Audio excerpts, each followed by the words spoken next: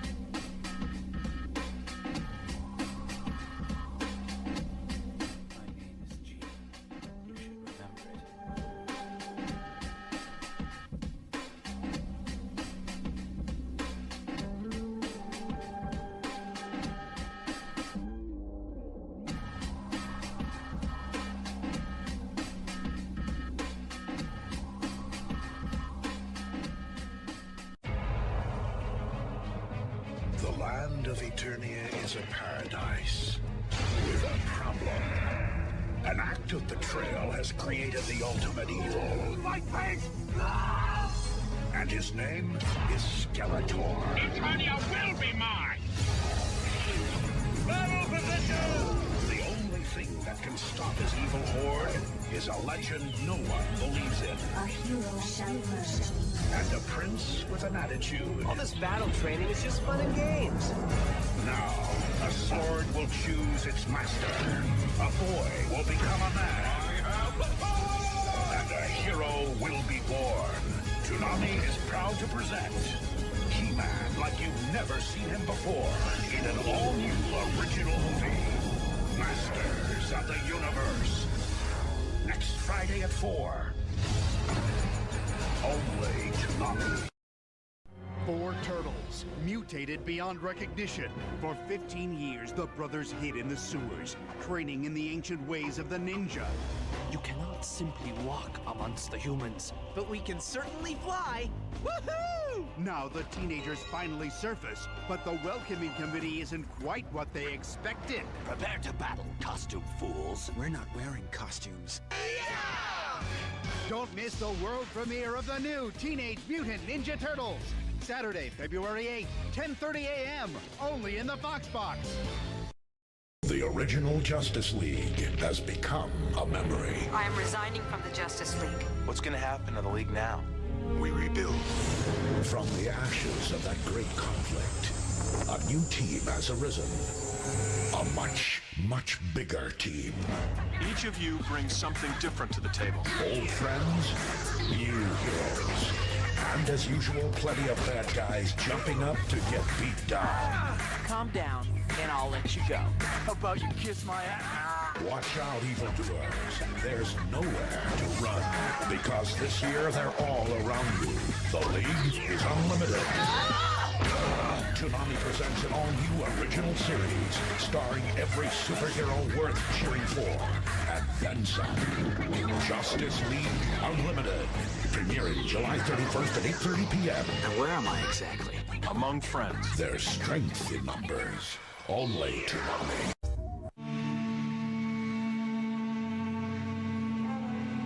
In a future where anyone could be a cyborg, cops are a little different. The legendary cyberpunk classic finally comes to television in an all-new original series, Ghost in the Shell Standalone Complex. New episodes every Saturday night at 12:30. The future is now. Every night around the world, the children sleep, unaware of danger lurking in the shadows. But this night, a strange tune floats on the wind, and the children, one by one, begin to disappear. I wonder where she could be going. They are taken to a land of sweet memories and used to power an evil that feeds on their dreams. My wonderful... Now, it's up to Sailor Moon and the Sailor Soldiers to put an end to this. They're gonna need a little help. Sailor Neptune! Sailor Moon, Super S, next Friday at 5:30. Dream on. The children! Only Tsunami. This place is a town of forgetfulness. 40 years ago, everything we knew was destroyed. The face of the planet changed forever. There isn't anyone who really knows exactly what did happen. The survivors left without memories. In the aftermath, a new society is formed. Please clap.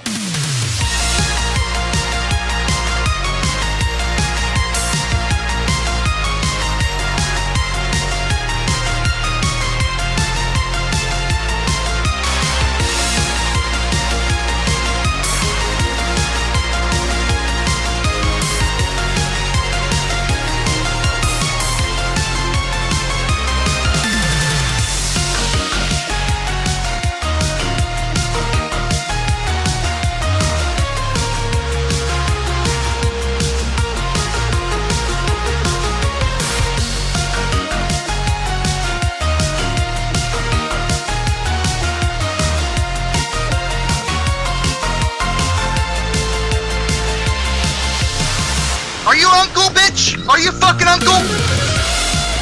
I was scared as a piss baby. I will take you to the cookie. If I scream any louder, I'm gonna go Super Saiyan.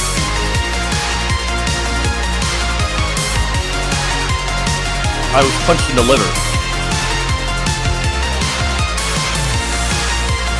And it developed early on, but like, I did develop a rape fetish from watching Berserk.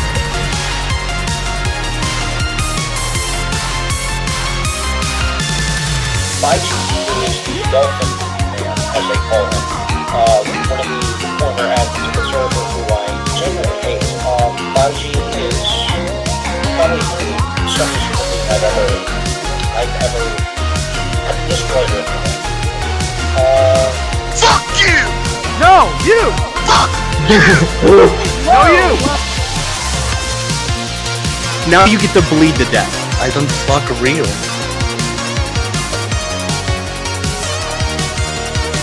Hold on.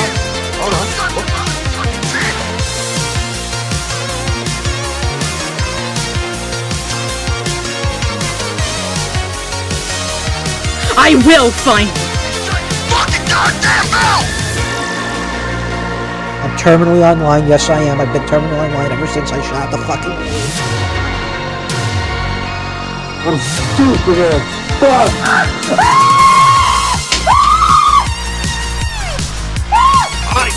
you, man. I know.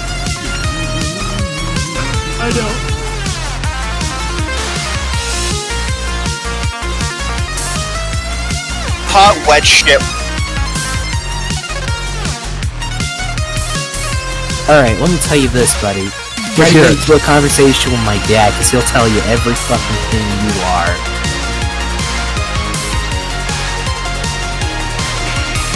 Teenage Mutant Ninja Turtles, Teenage Mutant Ninja Turtles,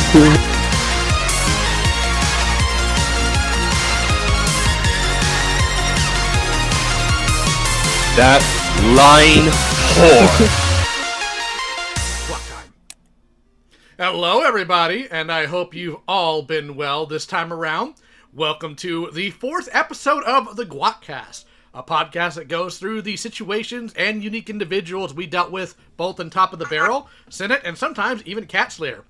Today, we have a very, very special topic here.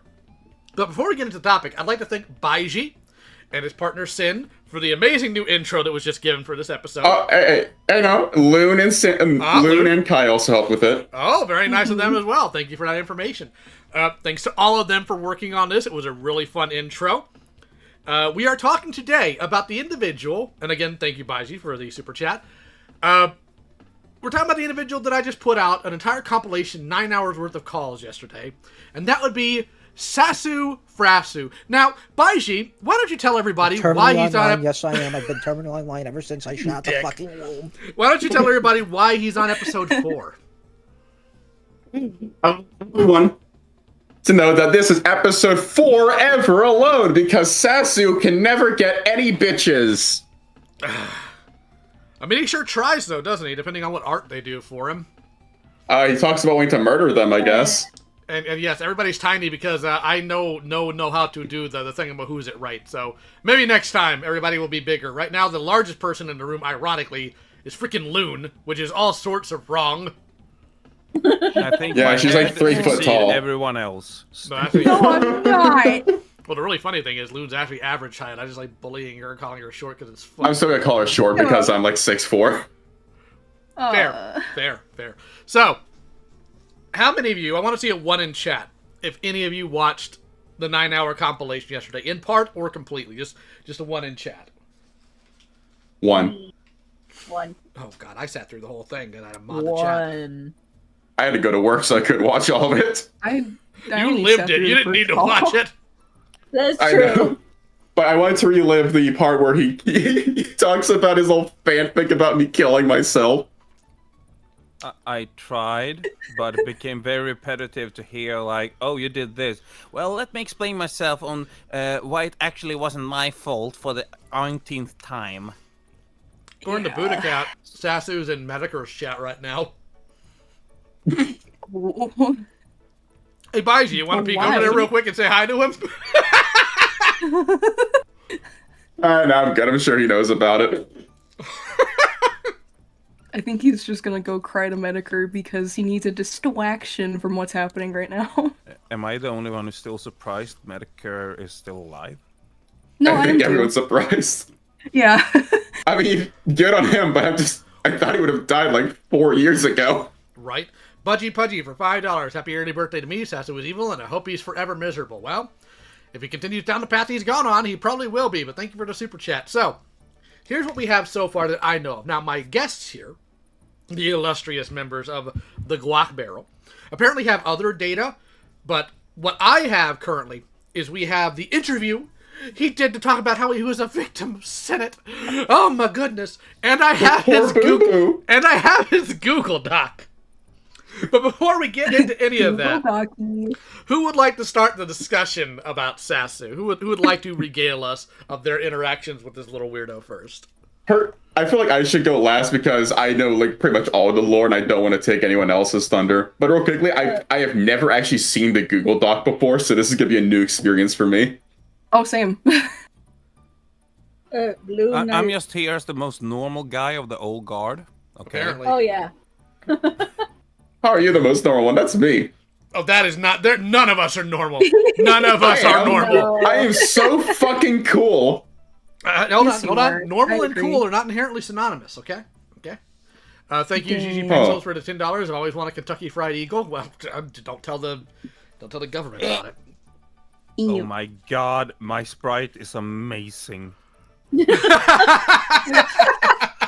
Oh god. Oh my god. I have orange juice. OJ. Am I the only one drinking water tonight? That's all I have. I'm drinking water. Well, hold on a second, Loon. Both orange juice and Sprite have water in them to some extent, so we all are drinking water. I will tell you that both beer and gin both contain water in it. Oh my god. So it's good hydration to drink a bunch of whiskey. And my gin has ice in it. Okay. You need to think what would Rendrick do? Oh my god, that's a throwback. Also, really quick, Asuka, you're not late. We just started. No, we did. We started like 15 minutes ago because we're calling the intro. Okay, well, we're starting to get into it, is what I mean. This is great.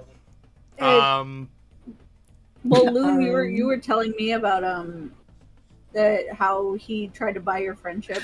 Remember? Yes, so I guess we're gonna start with me then, if that's the case. Yeah. Go for it, gamer. Alright, let me bring up my notes here so I'm on track. Mind you, everything that I encountered with Sassu is very, to a degree, minuscule compared to what everybody else dealt with here. But to start things off, I met Sassu back in 2023 in Senate, unfortunately, because that's when he first appeared.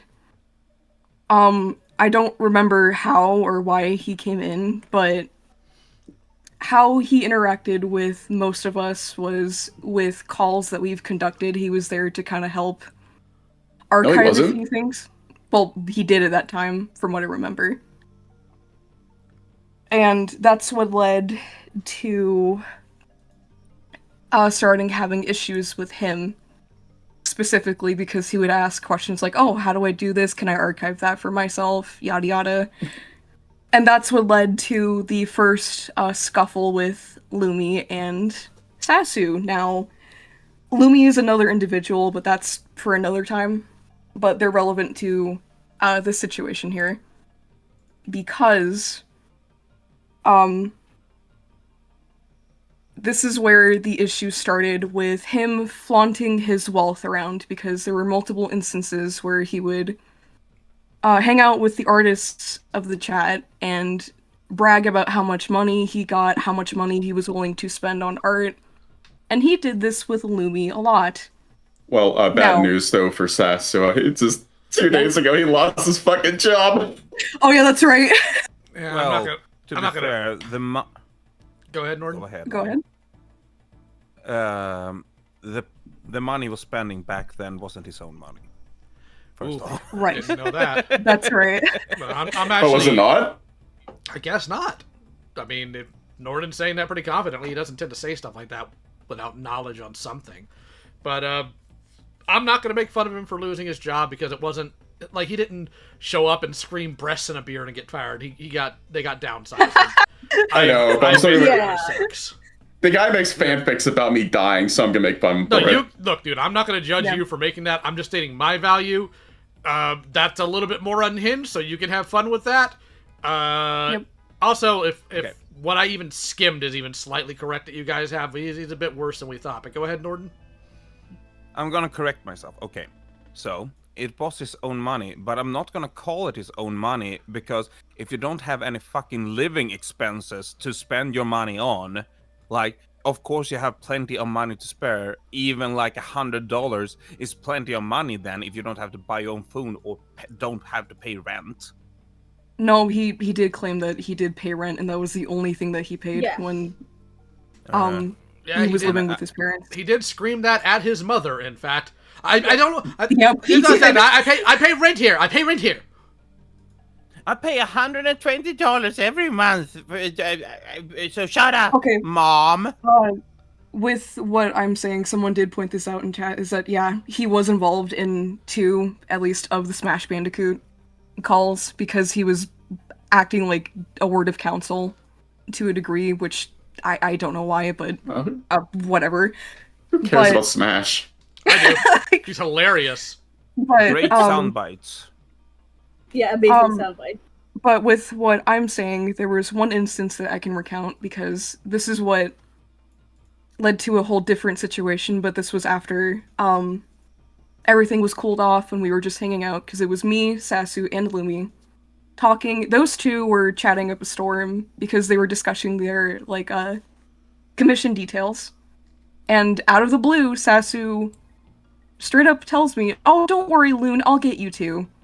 Because he had this infamous thing of, like, bragging to artists, like, "Don't worry, I'll commission you soon. Don't worry, I'll also commission you too." And I'm just like, what? That sounds like a threat. Yeah.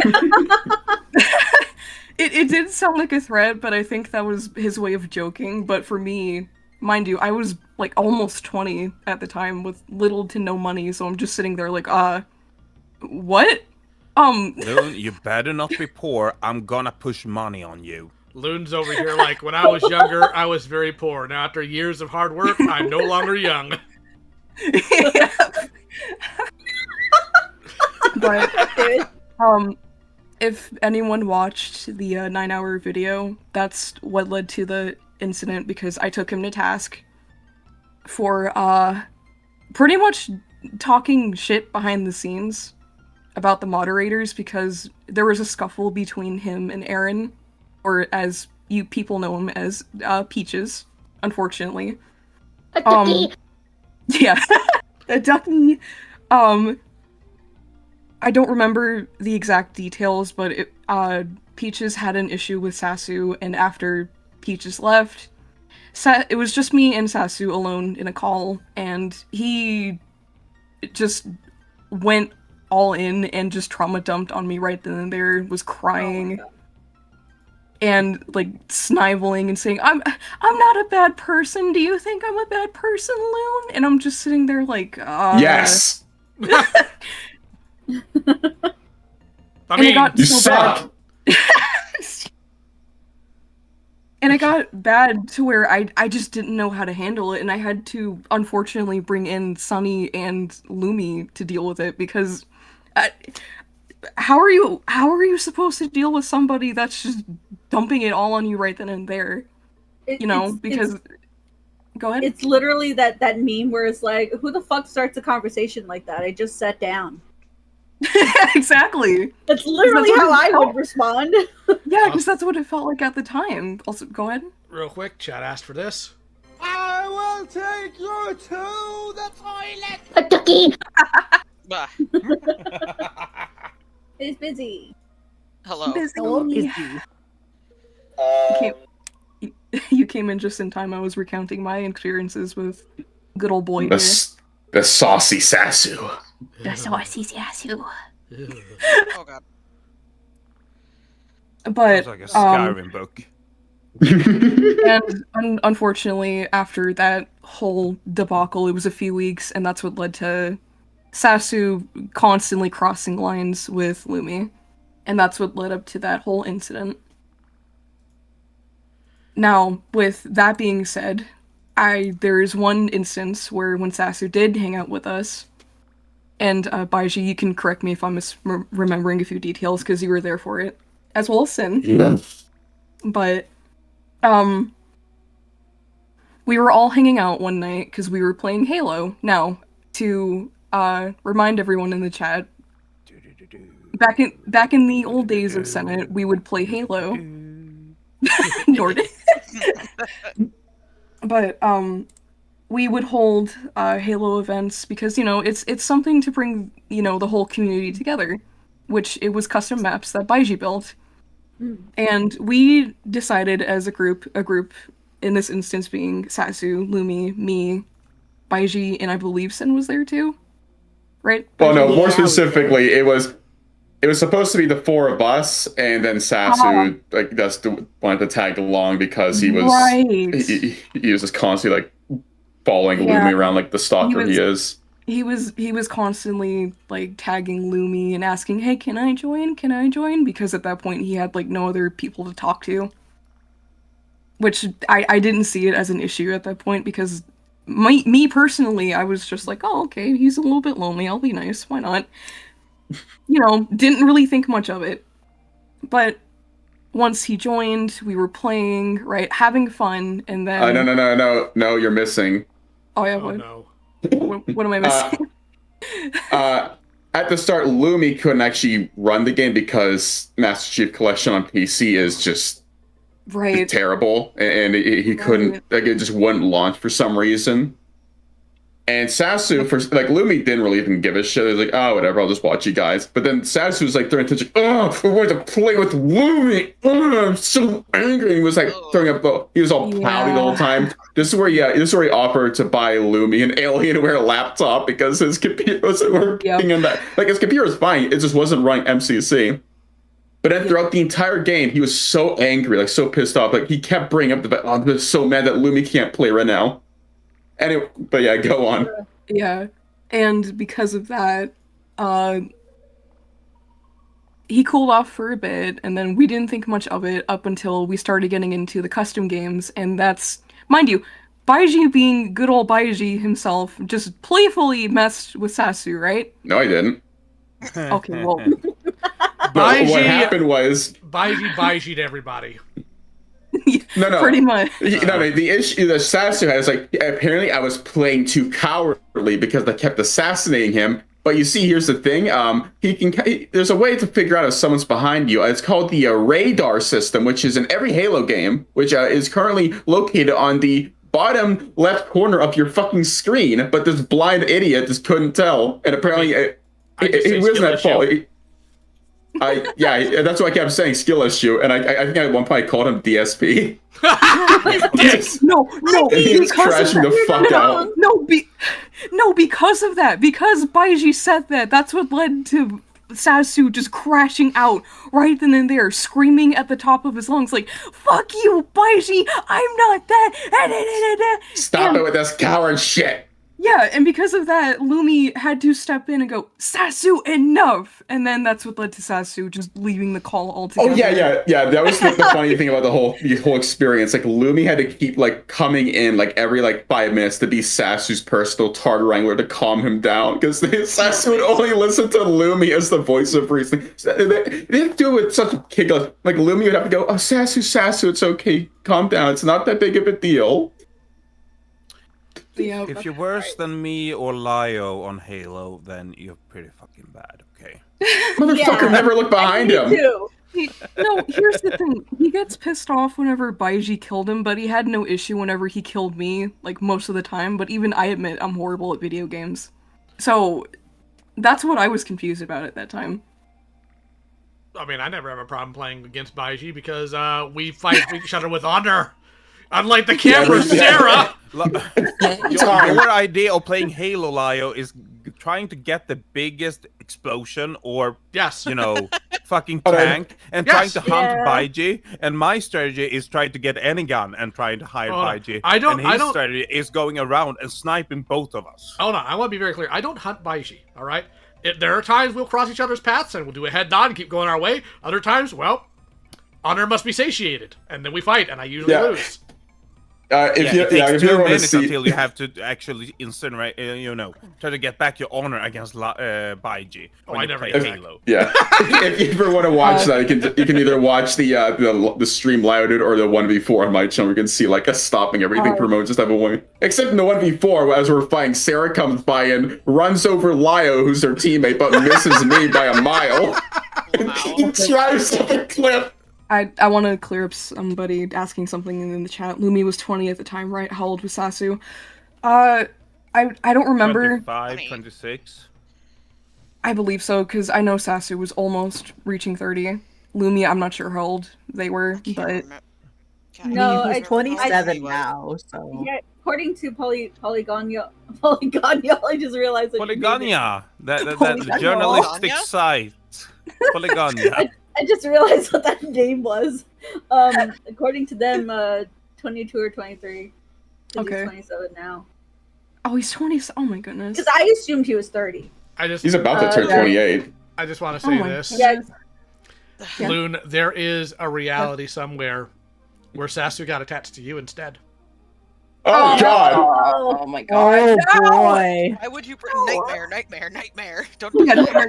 Nightmare. Hey Louie, Lyle. hey Loon, how does it make you feel though that in an alternate universe, Sassu would have wanted to hunt down and murder you for not wanting to go on a date with him? I would have been Which disgusted. I want to talk about that real quick about him wanting to hunt down and murder Lumi. Like, Sassu, I see what you. Sassu, listen to me, Sassu, okay? Because I know you're watching this. Sassu, I know what you look like.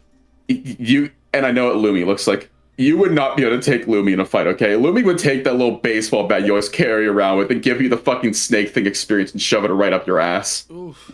Whoa. Lyle, there's a reality where he gets attached to you. I mean, that's fine.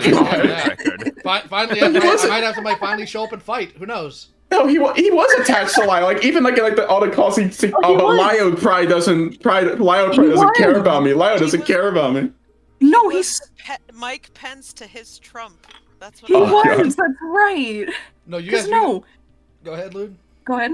Oh, okay. I was gonna say really quick. Whenever we took him to task for anything, he would just say, "Well, I don't care." Whenever Lyle came in the chat, he's like, "Oh yes, I understand 100%. I respect your words," and I'm just like, "What?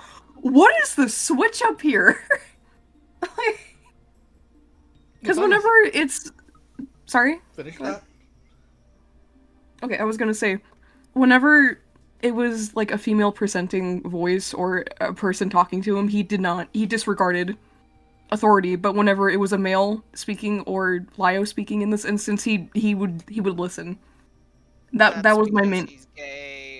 The exception is me. He gets really, really mad when I speak to him. We'll get into that in a bit, but don't worry. I'm waiting patiently. Don't worry. I have things to say. Go ahead. Oh no, but like in terms of like personal experiences, he commissioned me once, and that was it. And well, to be fair, I don't think he did it to like buy my friendship or whatever. Like he knew what I was going through. I was it wasn't fresh out of the hospital, but I was going through the stroke stuff and all that. So obviously I wasn't working, and I was still very heavy into recovery. I mean, I still am, but whatever, same thing. We're so proud of you. He commissioned me, and he would be like, and like this was all. I have really no complaints. He did fine in my opinion in terms of being a client, but like he would be like, oh, I'm sorry if I'm picky or whatever. I'm like, I've dealt with pickier. This is nothing. But like one thing what I wasn't expecting, and it's not a bad thing either. He gave me a tip after I finished, which I wasn't expecting, and I was like, "Oh, okay, cool, more money." but like We've after got that, to we didn't have talk. money. Yes, but then after that, like he never tried to talk to me ever again. Which again, I don't mind. I would have rather he wouldn't because I'm very introverted. I only talk to like 2 people. But like, shut up. But like, when I was editing the calls, I heard that he was like, "Oh," he started getting paranoid because apparently that's when he found out I had blocked him, and I think it was Busy that told me about the whole thing with Lumi because I didn't know shit. I didn't know anything. I think that was correct. Yeah, and I'm fairly certain it was you. And then Lumi told me later, even though I told him, I was like, "Yeah, Busy told me." No, Lumi needed to tell me in his words. But yeah, whatever. I was just like, I don't know. It was just like, wait, so you intended to talk to me? Which, no, ew, go away. I'd rather not. But other than that, I didn't really have much of an experience with him. I just thought it was kind of weird that he blocked me on his accounts. And personally, I just always found it weird when someone blocks me when I never really interacted with them. It's like, what the fuck did I do? You had a stroke. But other than, yeah, I had a stroke. That's why. But no, I got the safe route, I guess, where it's like, yeah, cool, I got money, but he didn't try to buy my friendship. Thank God. But no, I it was I guess I got the world's most normal experience with him. You went straight forward in Stanley Parable. Okay, we get it. Yes. We get it. Yeah, But later I'll definitely be talking about this. I'll be talking about the fact that this man is so deep into the closet that his socks are having a drag show. But that's neither here nor there right now. We'll get there. We'll get there. Brother's so far in the closet, he's having adventures with Aslan. Oh my god. Sassu's in the closet. Sassu's in the closet too. There is something I do want to go over too, but I'll save that for later because it's not relevant to the subject right now. I will say, the whole ideation call that I put out, I actually hadn't listened to it till this year. Because it's not something that, Asuka initially wanted out. She thought she had lost it. Her boyfriend held on to it because he hates Sassu literally just that much, so W for her fiance. But, hell yeah. The amount of times he brings me up was genuinely uncomfortable. It's like, oh my god, what is wrong with this guy?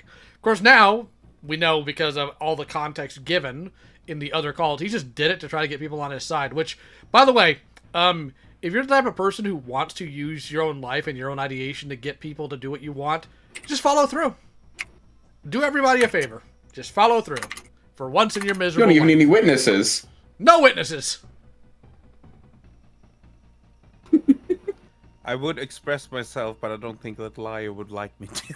Are you going to use any... He's heard me. Are you going to use any slurs? It's not that hard to kill yourself, okay? Oh, no. And although I was laughing at it, my condolences that he did have to go through that, Asuka, but I'm not going to tell Sassu to kill himself because that would be like me requesting that my favorite comedy show would be taken down. I just can't have that. I love him. He's like my own little lol cow. Yeah, I'm actually not going to either. Yeah. I'm just saying, no matter like the measurements, 20 is a good measure. 20 feet, 20 meters. If you jump high enough and head first, you're gonna die. It's not that hard. You can't fail. Yes, but if he did that, he may not ever have the possible chance of getting back together with Lumi.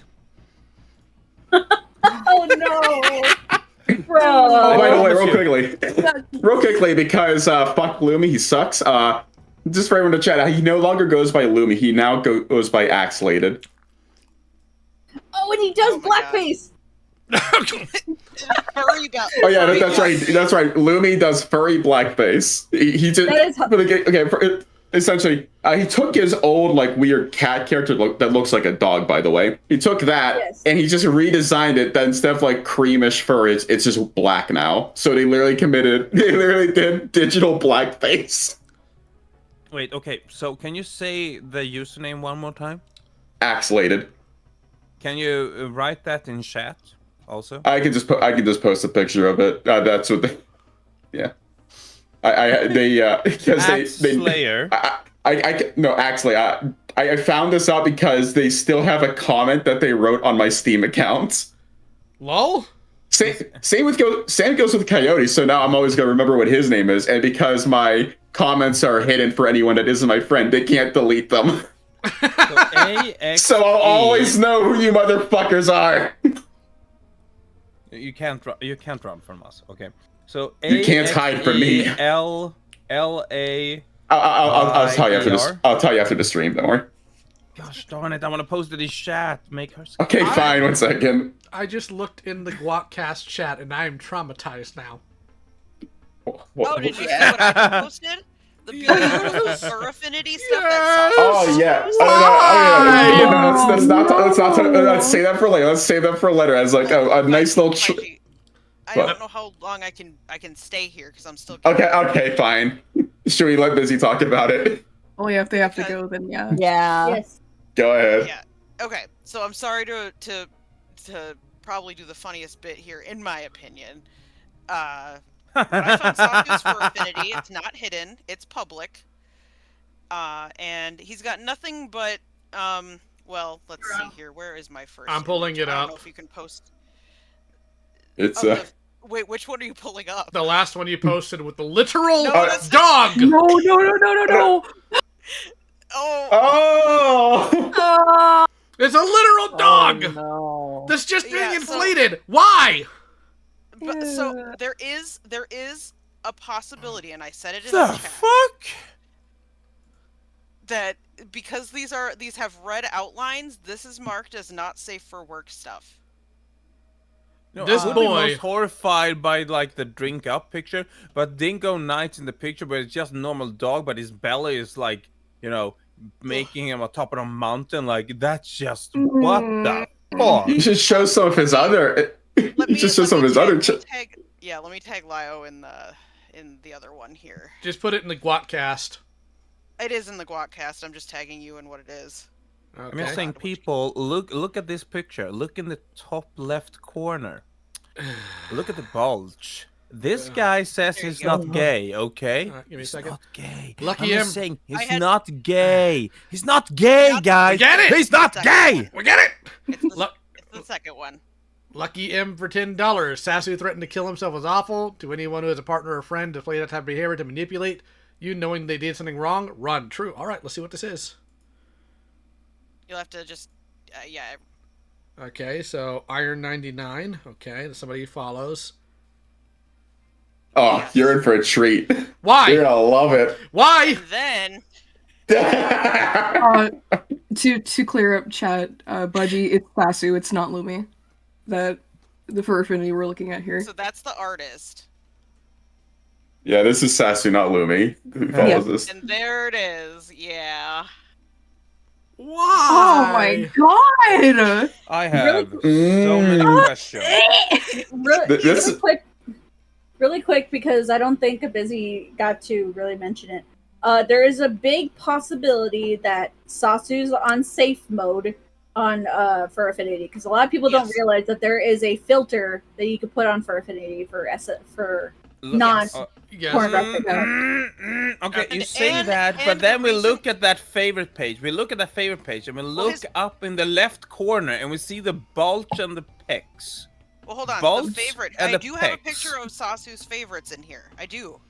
Hold on. Oh. It's not much. It really isn't. It's not much. Why Sorry is to it? disappoint on that form, but Why is it, by the way, that everyone that like turns out to fucking despise me always turns out to be a freak? I can never have someone normal hate me.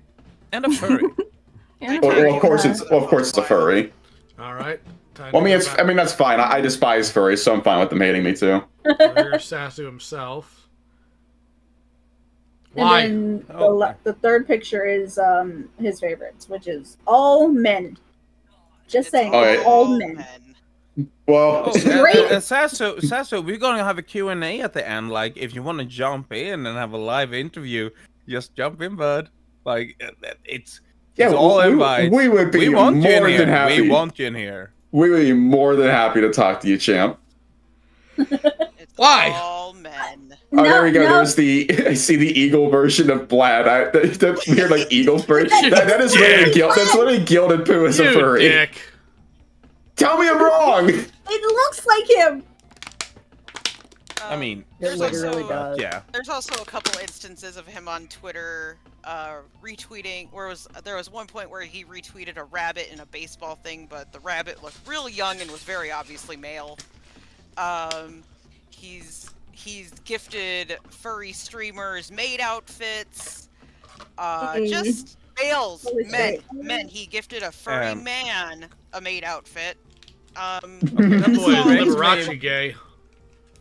Correct me, BioJ, if I'm wrong or not, but didn't we, like you, me, and Lumi, and a couple more, like go through his fur affinity, and he deleted his favorite on the spot, but we found like really inflated stuff, like back 2-3 years ago.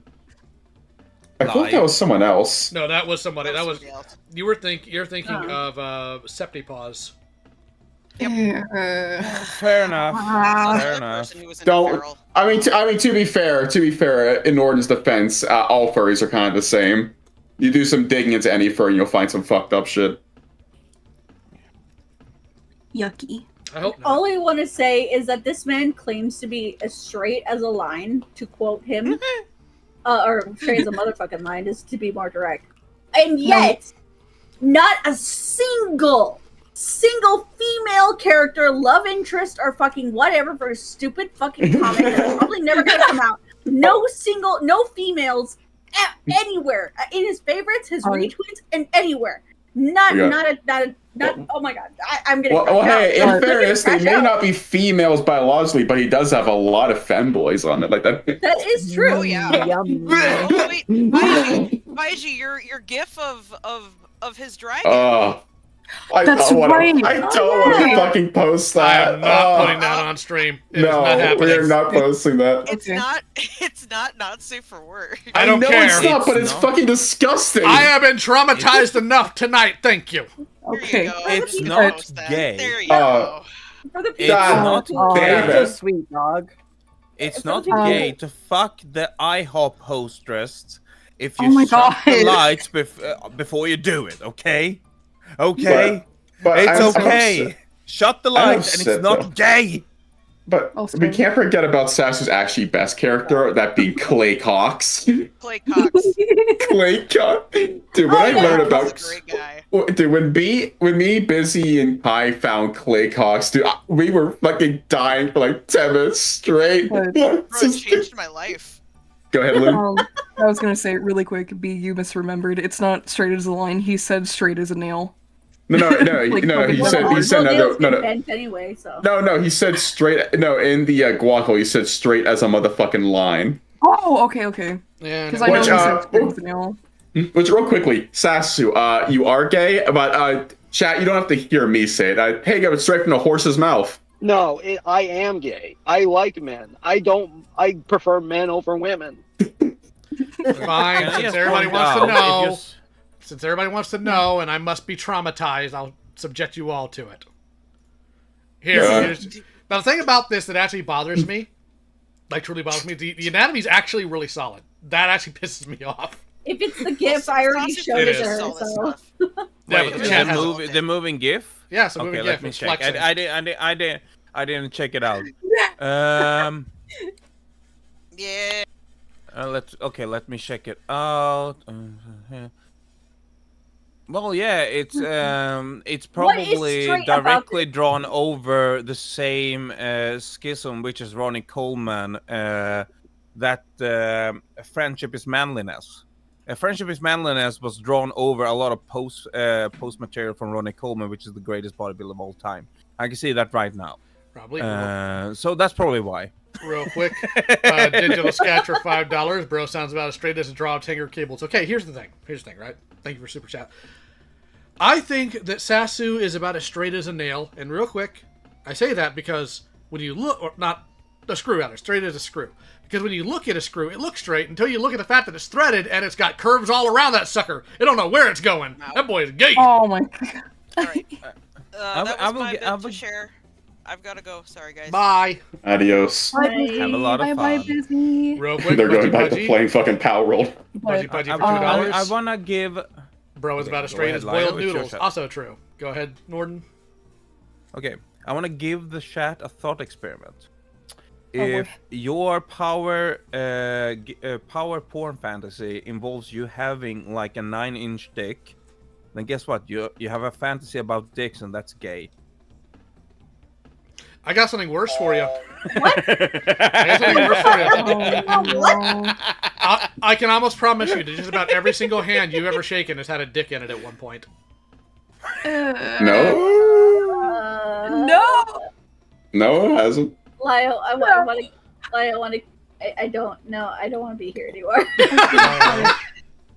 Lyle, which hand do I saw first? Yes. All of them. I don't know who's supposed to be next, but since Busy posted Sassu's character, that's actually a point I want to bring up really quick. Oh boy. So I'll tag it, Lyle, so you can show the stream chat here. Oh no! Again with this. It's not bad. I promise you. This is from. No, an it's Loon. artistic It's from Loon, so it's gonna be super degenerate, of course. Real quick from AWOL Commander, $2. Thank you for super chat. Sassu should be deep fried. I think. True. Oh, I've seen that Chinese anime. Actually, it's fucked up. Here. Let me know. Let me know when the chat can the see it. redesign. Yes, Alright, that's what I'm gonna bring up. Let me go ahead. So- and move it up. Where you make Sassu's character do blackface too, like Lumi did. No, that's not what I did. See, people just coward and making their character blackface. I will just do blackface. Goodness. Exactly. Go It's ahead, called Loon. camouflage, people. Go ahead, Okay. Loon. Okay, so I've made it pretty clear before to everybody in this chat that with the majority of Sassu's designs, I don't like them. And the reason it's because, one, half of them look like DeviantArt OCs, and two, some of the colors aren't, they look pretty off. And not, to a degree, realistic. Now, as what I did here, like I explained, I took the liberty Made of them blackface. No, I didn't make them blackface. Stop it, Baiji! But I did a redesign of my own to make it, a little bit Black. to a degree. No, Baiji, shut up. To make it a little bit better, and I did 2 color swatches for comparison. The first one being, his characters. Color swatches, which, as you can see, the only 3 colors that you see are 2 shades of blue, white, and green. Well, technically 4 colors, but when you design a character, you normally pick more than 4 colors. That includes clothing, etc., and so forth. Now, what I did... Who kind of dragon wears clothing? Oh my god. The Dragonis from Mighty Ducks. Oh yeah, I guess so. But Ducks Rock. yeah, Ducks Rock. But for what I did in comparison, I took the liberty of playing around with color theory. I did at least 5 different shades of dark blues and blacks and a little bit of yellows. Now, the whole point I'm trying to make here is that it would not kill you to, pick more than 4 colors. Don't be afraid to, play around with colors a little bit and see what fits. Can I ask something? Yeah. Is yours the black one or the blue one? It's the black one. Mine is the one on the right. The blackface one, yes. No, it's not. Oh my god, I'm gonna scream. It's not blackface. Loon, I'm sorry, but crawling in my skin is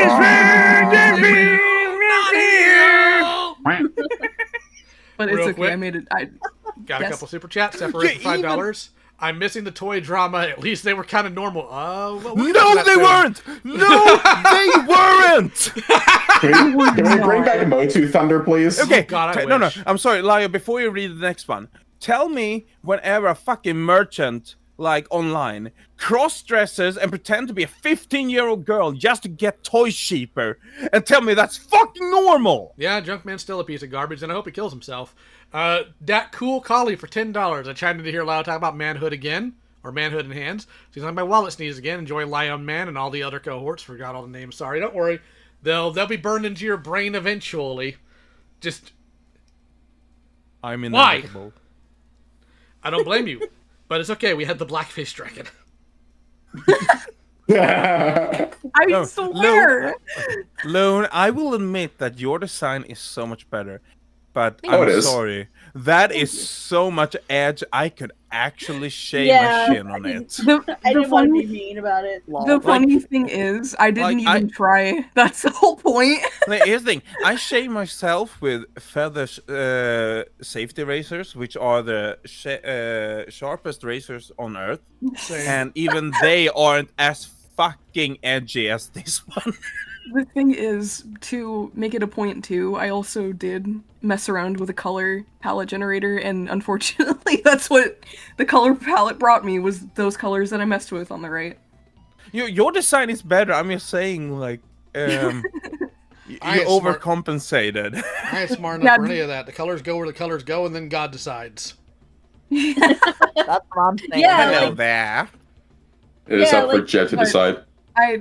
I make this point because, again, I'm putting this into a perspective as an artist, that has been around the block and has had a couple of We're so proud of you. Okay, thank you. Well, because you actually have been around the block. Sassu has not, because he doesn't even go outside. That's true. Well, to be fair, Loon didn't give him a dick, like undeserved dick. So like that's something. I'll take things I never wanted to hear again for $500, Bob. Can you tell me that Sassu deserves a dick? I'm not the person who decides that. Exactly. What? Exactly. How am I I am not the decider. I am not Roger Smith. Because you're the cock bringer. You decide to give it or take it. Die. Also, let's be honest. Sassu's Jewish. They already have people for that. Chomp. Oh God. Chomp. Chomp. Chomp. Chomp. But that's the whole little like side rant I just wanted to put out there because I made it as a little. Oh my God, Baiji, I am going to fucking deck you if you keep going. You're gonna need like 10 step ladders for that one. You know what? It's worth it. If you could stop interrupting me for like 5 minutes, that'd be great. Sorry, I can't really hear you down there. Oh wow! There's gone from bullying Sassu to bullying Loon. What a great show!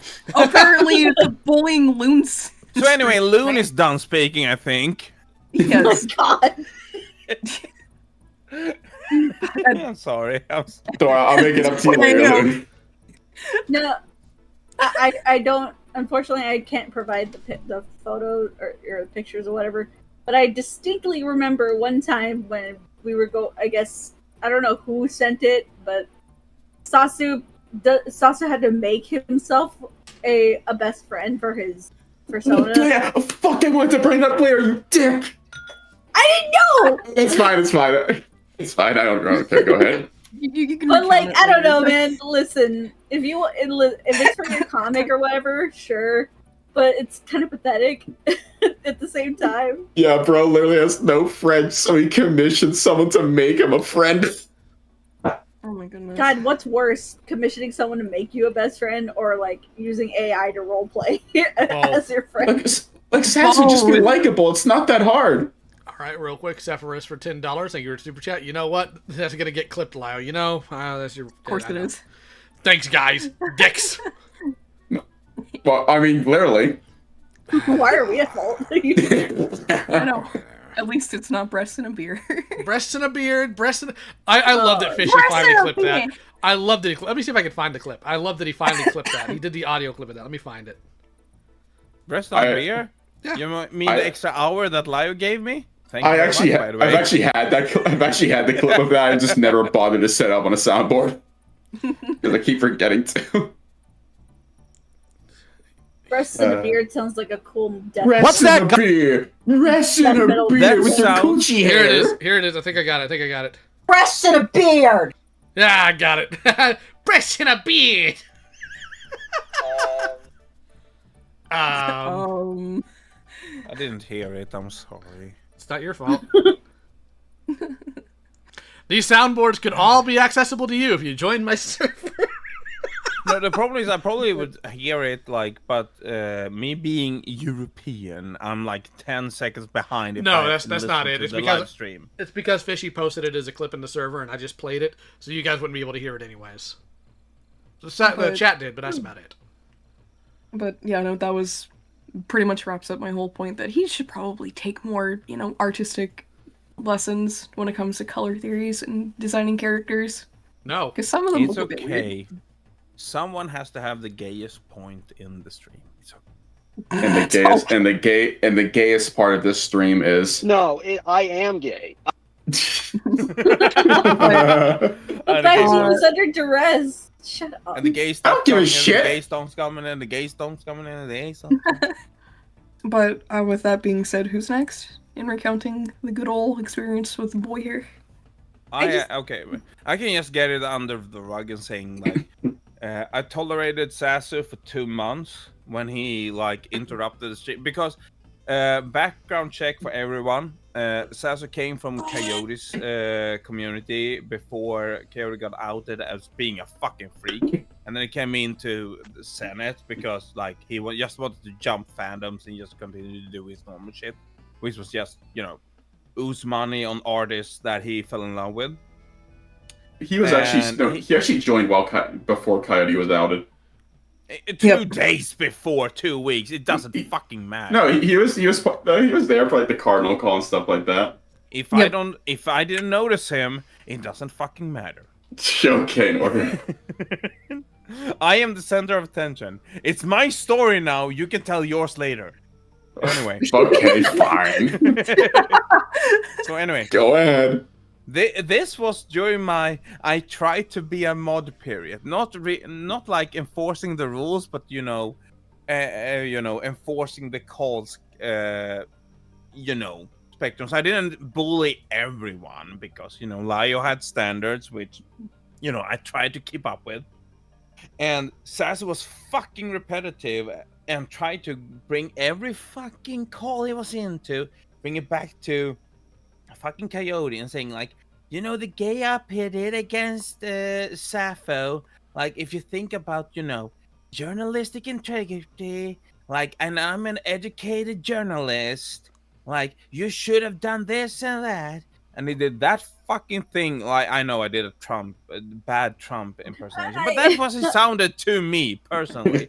He tried to like, push the Coyote drama into every conversation and why he was better than Coyote.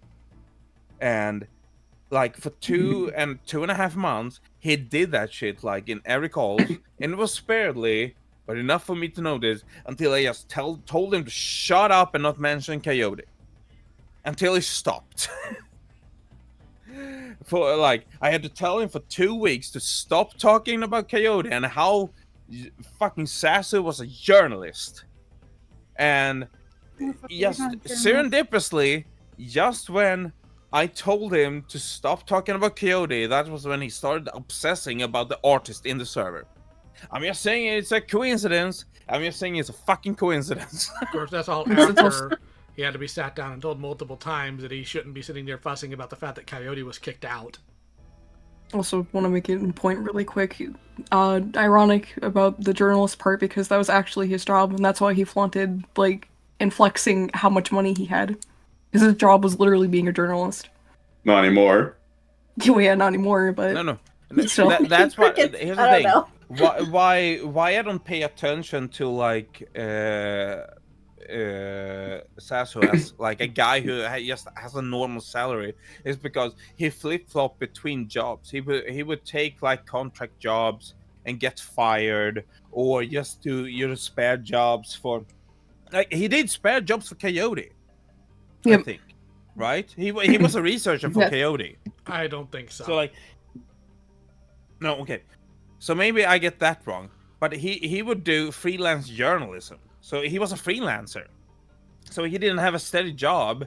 So sometimes when we talked, and we talked about months, he didn't even have a job. But like, he didn't worry about it, and that's why I reacted. Like, because like since the age of fucking 17, I have actually paid my bills and paid taxes.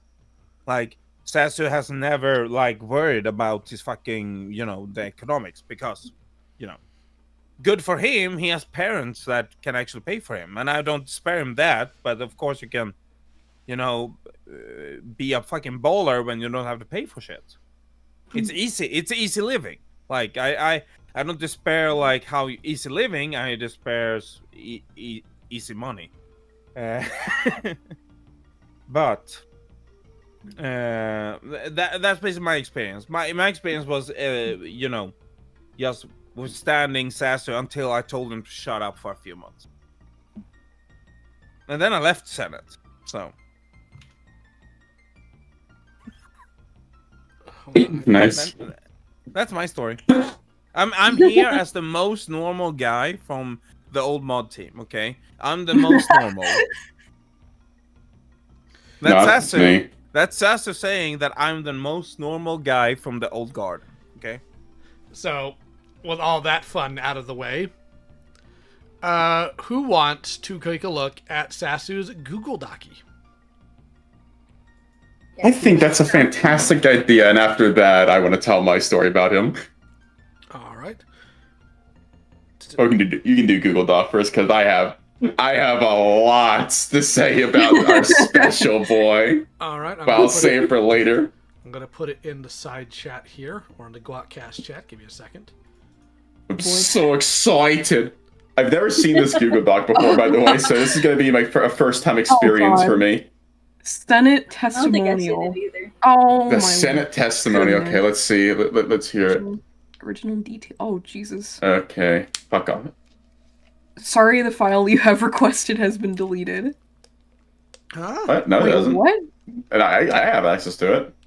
Wait, what? Did What? you Oh, open no. did you open the Google Doc and click on the first link there, Loon? Yes, I did. Never Don't mind. do that. Oh my Ignore god, me. Loon. Goofy. Ignore me. You're goofy. Wait, What is what it there? happened if? Okay, so first page, there's a link. I can't. No. Leave it alone. There's Don't more click than it. 2 links, Lio. I'm leave the links handicapped alone. right- Oh I'm my fucking God. retarded. Leave the links alone. All right, so. But I'm retarded. All right, so according to this is Hey. created by Sassu. This is a copy of it. It was created by Sassu on February 26th, 2024. He says, my testimony of my experience in Senate, its mod staff, and what I had to pursue. Had to pursue it. Mm-hmm. This is the last time I ever want to talk about the server and its scummy antics. Meanwhile, in Malcolm's server, 3 years later. Wait. Like, can you do it in a New Jersey accent? I can try, but I can't promise anything. Holy fucking shit, what is with all this text? That's what exactly. reading is for. Anyways.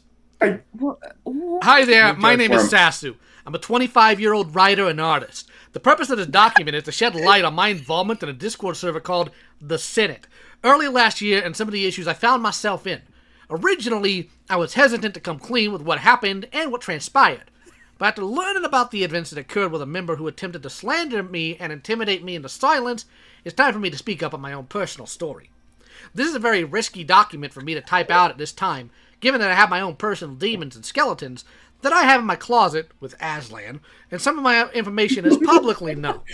I will do my best to lay them out during the discussion of the events outlined here in this document. Some details will be backed by evidence via screenshots, while others will only be word, as I've lost some of the data I had or has been privatized. Privatized? I mean privated? Privatized, a different industry. Privatized. I have made numerous attempts to resolve these issues privately, and while I was given brief apologies, there was no attempt to let me explain my side of the story. Everybody in chat knows that's wrong. Consider this, me finally explaining my side of the story. I had no contact with anyone from Senate since December, when I was goaded into a public call after a business relationship was destroyed. This is also incorrect. He was texting me regularly. Yep. And there were several calls, actually. I'm not looking... Well, since December, there wasn't 2023. Really quick, he wasn't goaded. We literally asked him one time and he joined willingly. I'm aware. You know. Hold on. I made numerous attempts to resolve the issues. I was goaded into a public call after a business relationship was destroyed. I'm not looking for fate. I'm not looking for a parting shot. I am only here to detail my experiences. At the same time, do not harass anyone mentioned in these screenshots. I don't want leave that to me. I don't want that to be the purpose of this document, as I want this to be the final time I ever have to talk about this experience. With that being said, I want to start at the beginning. Note that the evidence applicable to the statements will be highlighted as user photo number. All will be highlighted in green. Now, all these are gone, so can't do anything about those. Lumi's DMs, yada, yada, yada, yada. Actually, let me double check this real quick. Let me try something. I want to see where that goes. Give me a second. Let me double check this. Why would you show PayPal transactions? Okay. Well, when you're stupid, you're gonna do stupid things. Oh yeah, because you're also several times doxing yourself right then and there. More Nope. severely. It has all the links. So let me get this open. Let me try to get a doggone it. I hate the way it does this. Actually, you know what? Why do I care? I'm not gonna go this in depth with this loser. I don't need to. I know for a fact that you've gone through the Gundam Wiki. This ain't that hard. I haven't gone through the Gundam Wiki, actually. Anyways. Also, what? I'm laughing because someone in chat said JFK fucking clone high voice. I'm like, yes. Oh my god, it is. Why I don't want to be there. I like your funny words, Magic Man. I like your funny words, Magic Man. On January 10th, 2023, I joined the Senate after finding the link via a video from Queen Seraphina, one of the more respected members of the commentary community. I was very intrigued by the idea that there was a Thunderdome meant to bash predators and hold degenerates accountable. I had recently left a community that had done the same, so I wanted to jump back in and start anew. This seemed like a good fit. One of the first calls I remember getting involved in was a situation between a former user who had tried to come back under a different username, and Lyo. You can hear me a few times throughout the video, the guy with the nasally voice. I figured that was everything I wanted to be. Quickly, I became obsessed with the server by hanging in voice chats, doing art, and even working split screen with the chat open constantly. Ugh. I was hooked. At first, I was referred to as what they called peanuts, as in mere spectators meant to be there for fun and viewing. However, I wanted to be involved with this type of thing. I wanted to do something more than just be a spectator. Keep in mind, I have a degree in journalism and professional writing. Along with There it is. Along with a specialty in investigative journalism. This is right in my wheelhouse. The server was listed as barbarian, as in everyone who was a target for banter and being dunked on, myself included. I was dunked on a few times, and I tried to follow the over 1,000 rules in the server, most of them BS, so I didn't think anything of it at the time. I felt like that was the last server I had come from, so nothing seemed out of the ordinary for me. Before I go any further, for the sake of clarity and context, I have to inform readers that I suffer from an extreme form of obsessive-compulsive disorder, autism spectrum disorder, and major depressive disorder. And a partridge in a pear tree. In short, I can have bouts of extreme attraction and compulsion, along with impulsive decision-making, inability to understand social cues, and be very emotional at points. I'm a woman, made worse by unexpected circumstances. Most people, including the mod staff, were aware. I didn't know. I didn't know who the fuck you were, Sassu. Part 2. The Rosa I was call. mod. Part 2, the Rosa call. This section will be relatively short. No, okay, since... Lyle, can I just get a few minutes? Okay. So I'm trying to get I'm in Senate right now because Senate is archived. So I'm gonna check how many members there are. There were over 1,000. There were over 1,000 at that point. Yeah, no, there was over 2,000 members at this point, Lyle. That's my point. So, how are we gonna check, your fucking mental handicap faculties at that point, and how we're gonna check you at that point? We're over 2,000 members. Let's say 1,000 members. How are we gonna keep check at that point? This was started as a friendship server, and you guys was drawn to Lyo because the drama that Lyo just inherently was a magnet towards itself too. Why are we gonna pay special attention to you, who are nobody, just a normal fucking peanut? Why are we gonna pay special attention to you? That's why I hated Peanut. Lyo can actually witness that I wanted to kick every fucking peanut. For 1.5 years, I wanted to do that. Because it was obnoxious, because, half of the peanuts thought that, I have fucking Asperger's, and therefore I should pay special attention to. I don't have the patience for that. I just want to kick you out. And Sassu was one of them. Okay? Fun fact, by the way. That's actually why I started doing the whole dolphin comic punishment drawings, because I felt instead of drawing that, they would just leave. But unfortunately, some people were just actually desperate enough to stay. But I did make a few people leave by giving them that punishment drawing. No, by more than half of the people left that tried. So you have a very high successful rate. But Sassu think. Still to this day, that we should have paid special attention because he's a very special boy. Well, he is very special, just not the way that he thinks. He is so special. He's such a special boy that every need that he has should be paid attention to. No, with 2,000 fucking members, that doesn't even matter. Why should we? Yeah, we'll talk about this more when we go over the interview, but. He had this weird idea that he was above the peanuts and he was one of the boys. No, the fuck you weren't, Sassu. You were just as insignificant as everyone else. In fact, you were even below everyone else too. You were essentially what Squid was to Barrel. You were a nobody. That it was that even the peanuts shoved you around, Sassu. You're a fucking loser. No. What annoys me is there's 5 people out there that talk about Senate that doesn't understand Senate. That Senate was especially before the commentary community was comprised of 20 people, and we slowly in the beginning took in people gradually. And then the commentary community brought in, and we took in more mod stuff, like, and then 100 people matter. But there was 2,000 fucking members at tops. Like, that's 20 more than fucking matter that, that matters, okay? We didn't pay attention to them. But as soon as we get into drama, there's 2,000 members that doesn't matter, that we don't know about, that fucking go there and act like a fucking retard. And Sassu is fucking one of them, okay? Sassu is not me. Sassu is not Baiji. Sassu is not Busy or Drankle or Lio for that. Like, he's not that fucking important, okay? People putting that weight on Senate was obnoxious because, like, the wars we had was fun, okay? But the peanut gallery made it serious, okay?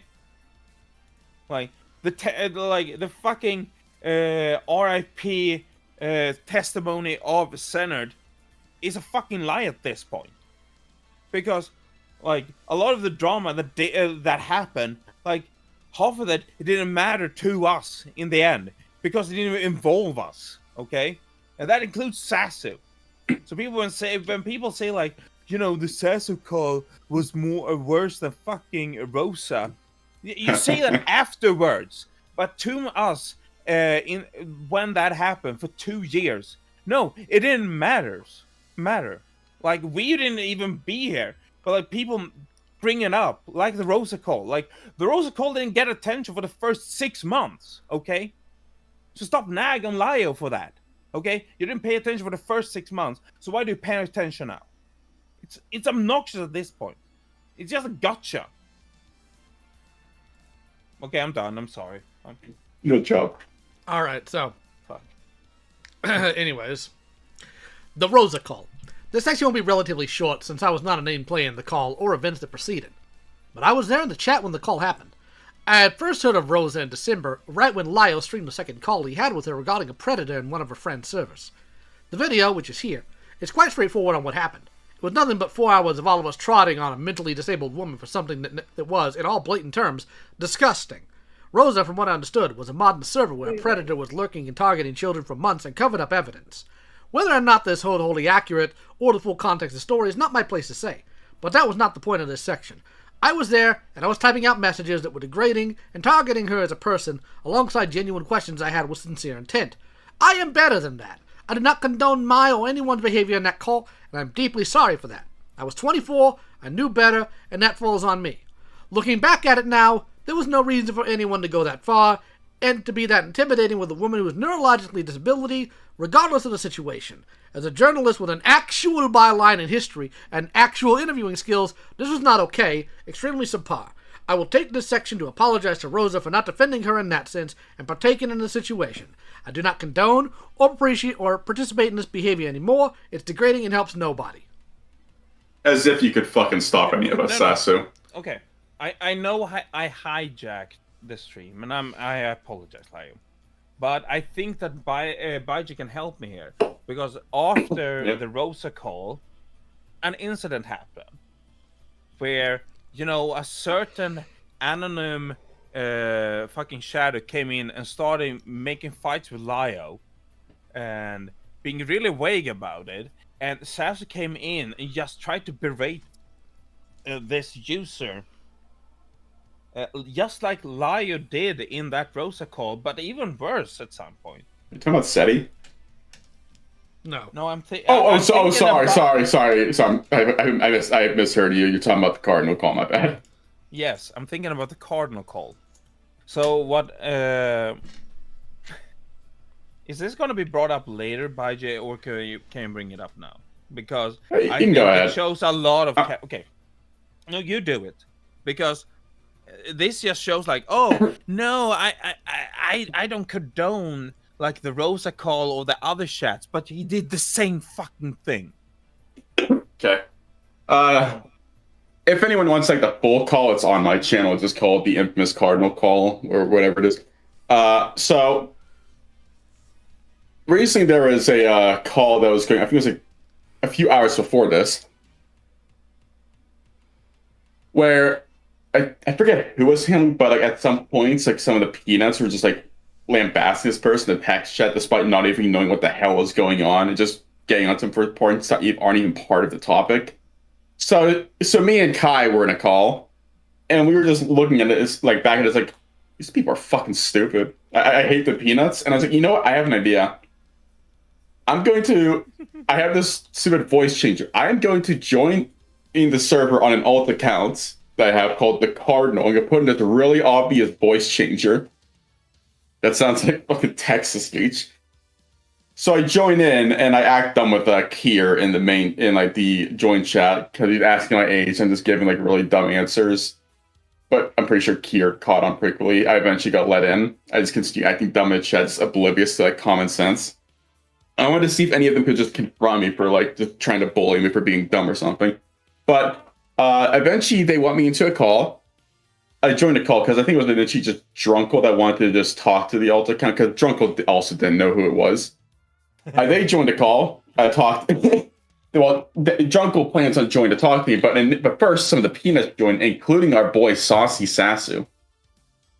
And it starts off with what's that one? Dib Rose, you know, the guy that wanted to choke out a little girl in a hotel room. That Dib Rose.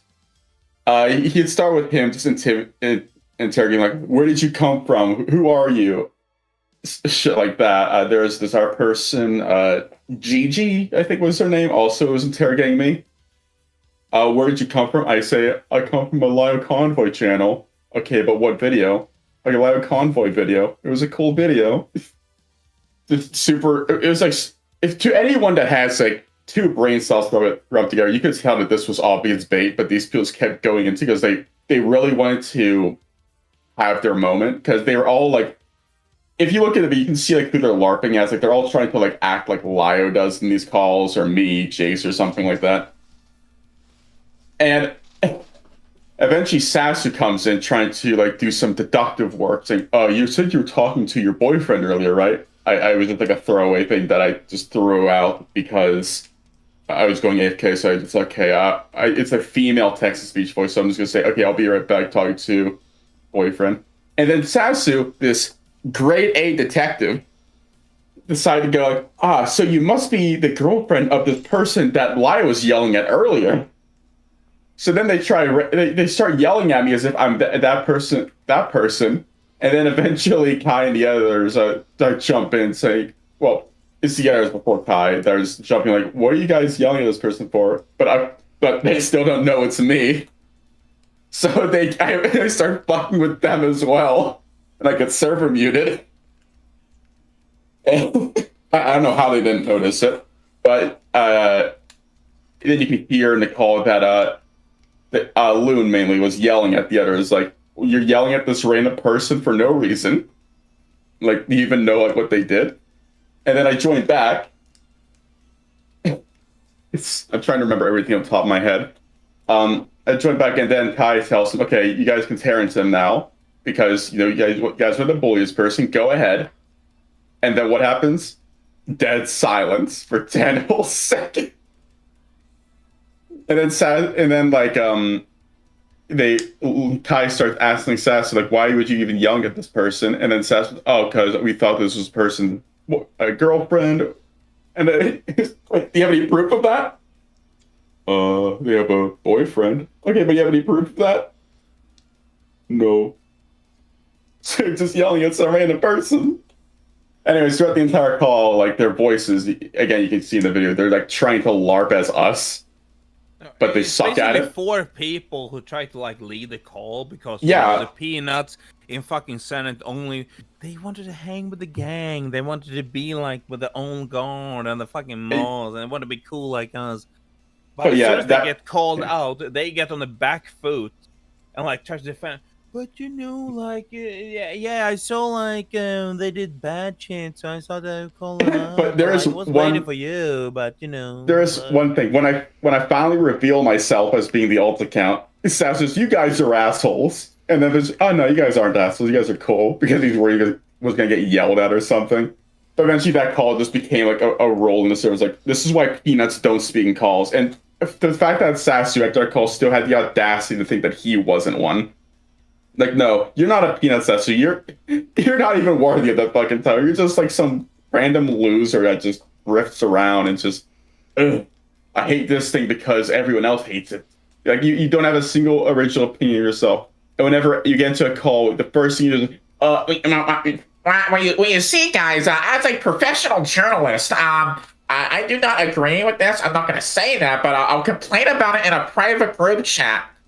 It'll get leaked to one of the mods, and they'll confront me and call me a coward. I'll say I'm sorry for it, but then I'll continue to cry about it for the next 4 years straight because I'm Sassu Frau, an entitled little bitch baby. By the way, I want to murder someone for saying no to me on an E-date. Realize that we come from a server that's named top of the barrel, so when you're the bottom of the barrel, like, that's pretty fucking... He's not even in the fucking barrel. He fell out the fucking barrel. He's just rotting on the floor. In the barrel today, boys. He wasn't even in the barrel. Yeah, he fell out of it. Also, because we're talking about a coyote earlier, because we're about to get the coyote right now, I want to point out this real quick.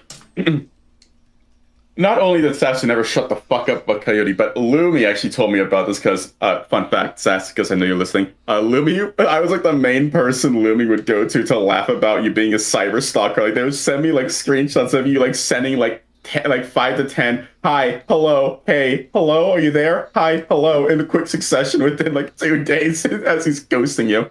But anyways, he showed me that you tried to commission Lumi of an artwork of your character, your gay eel character, beating up Coyote.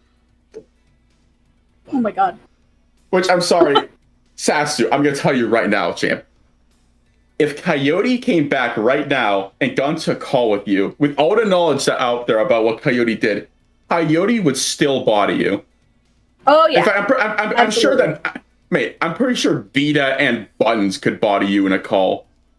Yep. Vita, absolutely. Like Sassu, you fold over the most minor shit. Someone says you act like something, you start throwing a little baby rage, doing a little like death slam and shit like that, like doing like your little like fucking clapping like your fucking fat bonquisha and shit like that. Like, what are you doing, Sassu? Sassu's fucking repertoire is listening to someone bodying him for 10-15 minutes and saying, okay, I did this wrong, and it's because of this reason, but understand, my mental issues make it so I act this way, so it's reasonable that I act this way. I'm a journalist. Yeah, and I'm an educated journalist, so repeat that 12 fucking times per call, and you have Sassu. I guess I'll follow, guys. Elsa, I love you, Lobby. Lobby, please give me another chance. I don't agree with your boundaries. Have anyone here actually seen any deep research from Sassu? Actually, he's a fucking journalist. So like deep research. He's like, deep somewhere. Topic. Okay, Lio, you're the one who's deepest in any topic. Have you actually seen him dig up anything deep? No, but B is trying to say something. Actually, this is a shot both at fucking Sassu and Lumi. I doubt this will reach them, but one, if someone is going to constantly contact you like, hi, hello, are you there? And the answer is not to fucking ghost them, it's to fucking block them. Would it have made Sassu fucking crash out harder? Yes, but it would have nipped it in the bud faster. That's what I do. I block people on a whim. I don't give a fuck. I actually recommend, but Lumi actually, no, I didn't want to block. Lumi just found it hilarious. Like, it was like a regular thing for me, Lumi, just to like sit and call and just laugh at this schizo, just obsessing over him. And yet Lumi acted like it was like they were getting touched every time that Sassu messaged them. So either Lumi that's was the lying point there, I'm trying to make. Either Lumi was lying to you or Lumi was lying to the public. So who knows? Go ahead, B. That's the point I was trying to make. Like, you motherfucker out here was trying to be like, oh, Sassu traumatized me because he wouldn't leave me alone. The block button is right fucking there. You fucking Oh yeah, no. He didn't mention that to me at all. Like, behind closed doors, he was laughing at. He didn't take any of this seriously at all. The only time Lumi started actually being freaked out is when Sassu started doing. He was like, I disagree with your boundaries and stuff like that. Before that, Lumi just fucking laughed at him. So if Lumi claims that he was traumatizing him all the fucking time, he was lying. Oh yeah, that I believe. But like, still, my point still stands. Like, I would have just blocked him. Like, I did that the other day when someone kept trying to like get me to talk to them on Twitter. I was like, bro, I don't want to talk to you. I'm sorry. Block. Bye. It's that easy. It's just I don't get it. I don't understand. The only thing I could think of is maybe Lumi just desperately wanted the attention. Anyways, so let's get through this fucking Google Talk. Okay. All right, let me try. Please continue. Let me try a different voice, since apparently the two. Let's try Carl Bronataluski. Let's see if I can do that. Oh boy. Or Frieza. No Frieza. He don't deserve that. As most people who are familiar with the Senate know, there was an admin in the chat room that went under the moniker Coyote Lovely. He is a former commentary YouTuber who primarily focused on zoophiles and bad faith actors in the furry community. I only knew of him to bleed to death. I only knew of him between early January until late February when he was ousted for his intimate behavior towards a known zoophile and zoophile enabler. For a more detailed description on that, yada yada yada yada. Essentially, he was called out on his behavior regarding an operation online to entrap the aforenoted zoophile. The op entailed, for disclosure, flirting, lewd and lascivious art, doxing, and even linking zoosadists with other zoosadists to form a community. This is where things began to go downhill. One thing I have neglected to mention for a long time is that I was a friend of Daya Arcazaz. Arazaz? Whatever. Daya, Coyote's then boyfriend. We had met under a deranged and dangerous user, Smash Bandicoot, ran into his stream after he continuously harassed members and sent animated porn. We met there, and we clearly began talking about our like for games and furries. I had just gotten into the furry fandom at the time. Shortly thereafter, we began talking in DMs. I'm not going to share the entire DM conversation pre-Coyote stream, but you can see that most of our conversations revolved around game talk, life talk, and other trivial things. Essentially, he was my first friend I had ever felt genuine connection to. Ooh, that's rough. He even took it upon himself to give me a game out of his own pocket, which I did not request. Following the stream that implicated Coyote as a troll shielder and a very questionable source for his intimacy, I had several conversations with people on what I should do with my friendship with Daya. One of these people happened to be Peaches, who was directly involved with Coyote for some time. I reached out to her, among other users, to offer condolences, to which she didn't understand why. At the same time, I met another user through this named Lumitro Art. He will be important later on. I will touch myself to him. The next day, I published a Daya document and sent it over to him, terminating my friendship. Who does that? Who does that? Who makes a document to terminate a friendship, you loser? I love this voice. Bruh. This was on the basis, and one of the first decisions I disagreed upon with the Senate quietly. The rule was no one was associated with the Coyote or Daya at any point under any circumstances, which was made clear in his release mod call in the server. Scared, I complied and distanced myself, even blocking him before he could respond. I was hurt, I was scared, and I was desperate for friends. After trying to abide by that principle, I broke the barrier and re-established contact on March 6th. For the next week, I explained what happened and my thoughts on the whole situation.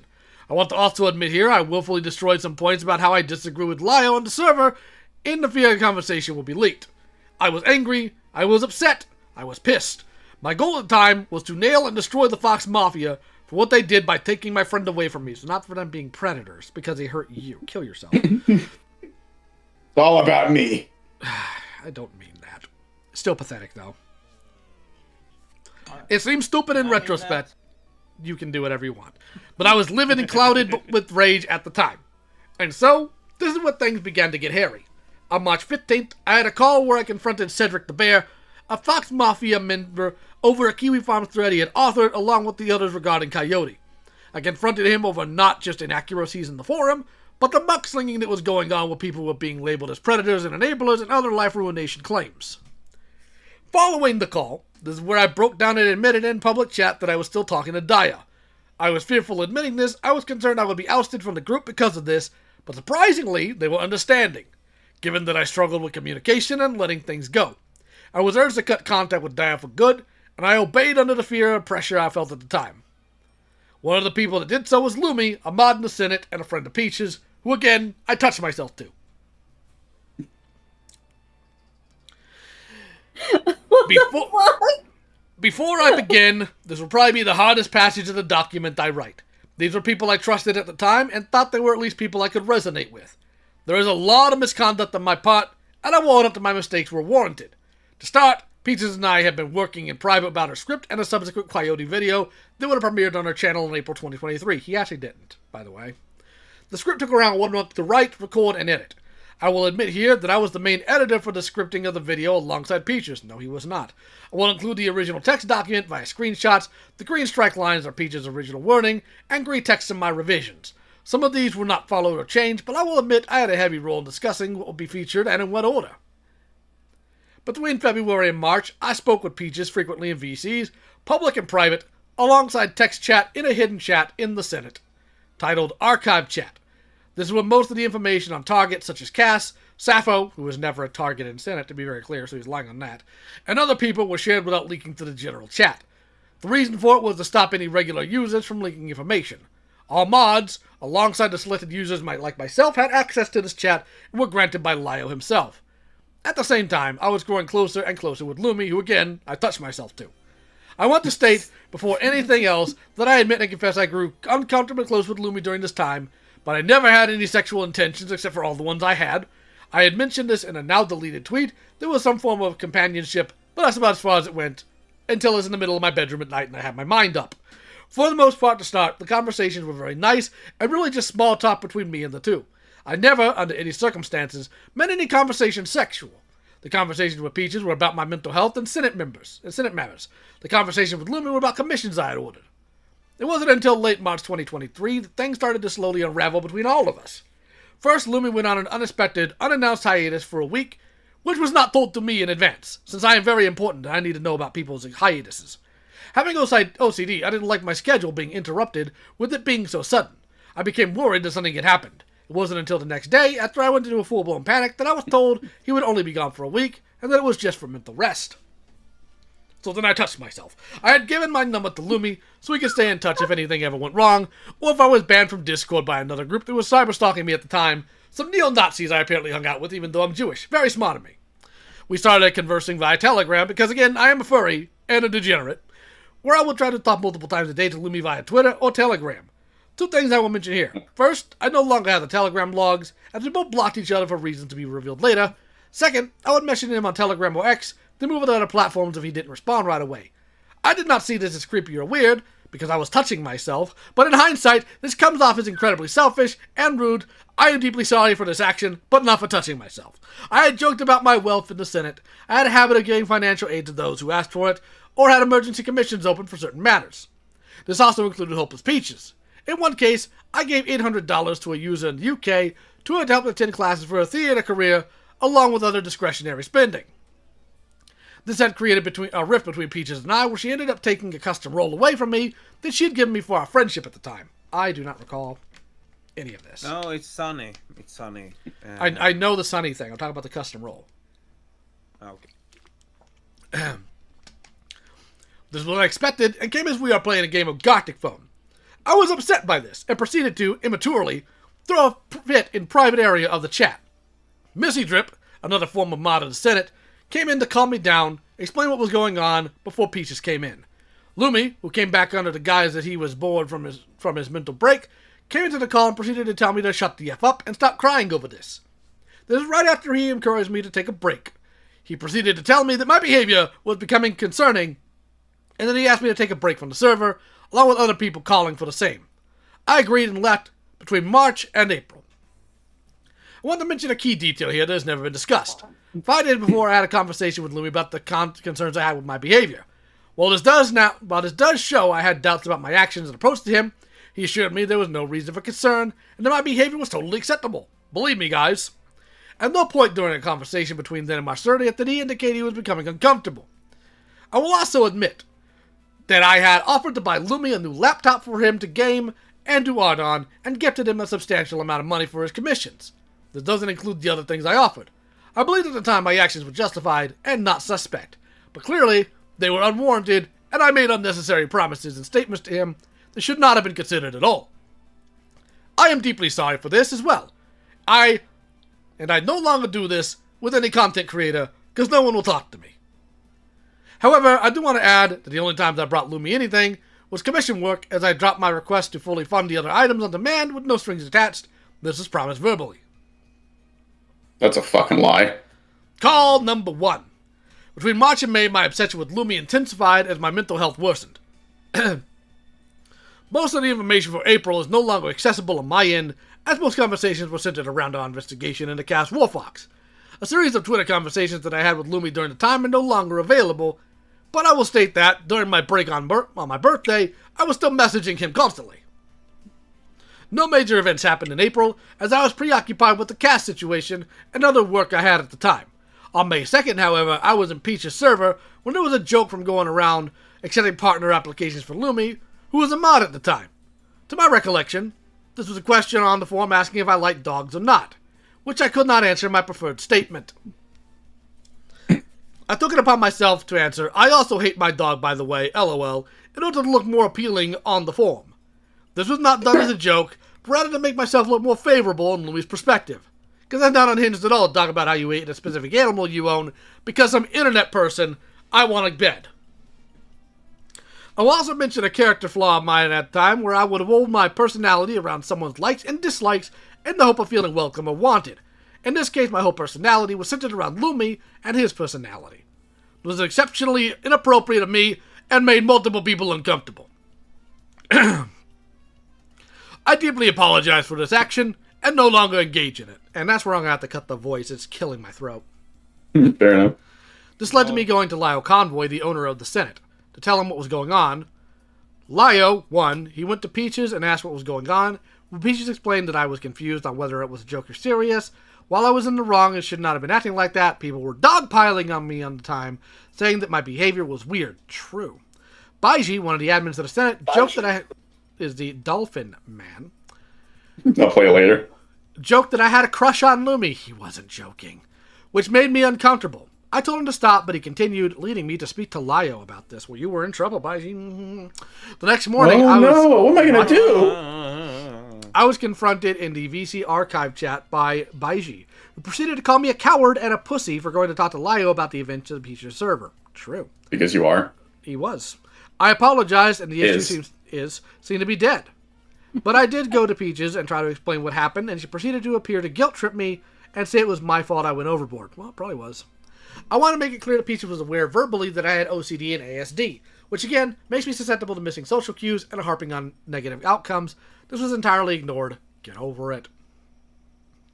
The next day, Lumi messaged me. I contacted him earlier on other matters I wanted to discuss. He only said he needed to have a serious talk and that it would be done in a private area, which was the call, which was about 90 minutes long, featured me, Plink, who was trauma dumping at the time. You have no way to talk about that. Busy Robot Hands, Drunkle B, Lumi, Untitled Sunny, and another user named Zavaya, who I hope is dead. The call itself was very civil, but focused on my increasingly erratic and unpredictable behavior. I admitted to many things, including crying publicly about his absence. That is sad. And only talking about him to other users in private. I also make clear here that I had a habit of trauma dumping at people on the time, which was inappropriate and unsolicited. I do not do this and reserve all this talk for the appropriate people I know. I never once denied that I did this to Lumi and still hold myself accountable for making people uncomfortable. We made another agreement to not speak to each other for 10 days between May 4th and 15th, and that I should take a break from the Senate again. This time, I declined, promising myself I would not. I did not speak to him again until the 15th, and when the barrier expired, it was a productive call, where they encouraged me to be healthier with the decision-making and signaled they would exercise patience. The second call. By June, my mental health had declined to an extreme low, where my memory is clouded for some of this period. I will try my best to recant this period of time until the second call, but I cannot guarantee this is 100% accurate. At this point, I was trauma dumping to multiple people daily, from Lumi to other issues I was facing, layoffs at work to personal issues. It was convoluted, heavy period of time. This is one thing Lio in the Senate hates, when someone claims they were in a bad place, when they do something. In some cases, it's not acceptable. But in my case, where I was looking for an out, something good in my life, it is. No, it is not. It is never acceptable. This is completely dismissed and overlooked, so again, he's making excuses for himself. In one case, I was trauma dumping heavily to Blue Devu, a former mob of the Senate that was ousted for being abusive, intimidating their roommate and ex-fiancé. During this time, I believed that the tensions had cooled enough to where I could enter Lumi's private server. As like last time, he had never displayed any desire for me to cut contact or that I was not welcome. The entry process into his server was via vote. My request was unanimously rejected, despite no one telling me that I was being either creepy or weird. I was upset, and I was very disheartened, leading me to keep talking to Blue. Keep in mind, we have been discussing these events for a while now, alongside with others, and he had assured me things should be worked out with the time. I do not have logs of these chats anymore. I am sorry. I did send a document detailing my thoughts along with apologies so Blue could view them. Add 1, thoughts. I also sent 3 voice memos that were made in distress. Since I was becoming overwhelmed and disgusted with the situation, I no longer have these calls on recording, but I did say many things that were highly out of character and not properly thought through. Blue proceeded to tell me that I was overreacting and that I had a crush on Lumi, and even insinuated I was totally in the wrong and acting immature. Well, you were. While I was trying to explain my side, he cut contact, once again leaving me without the ability to explain myself. It was then that he proceeded to go to Senate and claim that I was an alt-right member. That's not what he did. That was looking to go back to my group. I do not have the logs, but Asuka has under my knowledge. This claim is categorically false and completely untrue. Actually, he said that in a moment to vent, so it's not entirely untrue.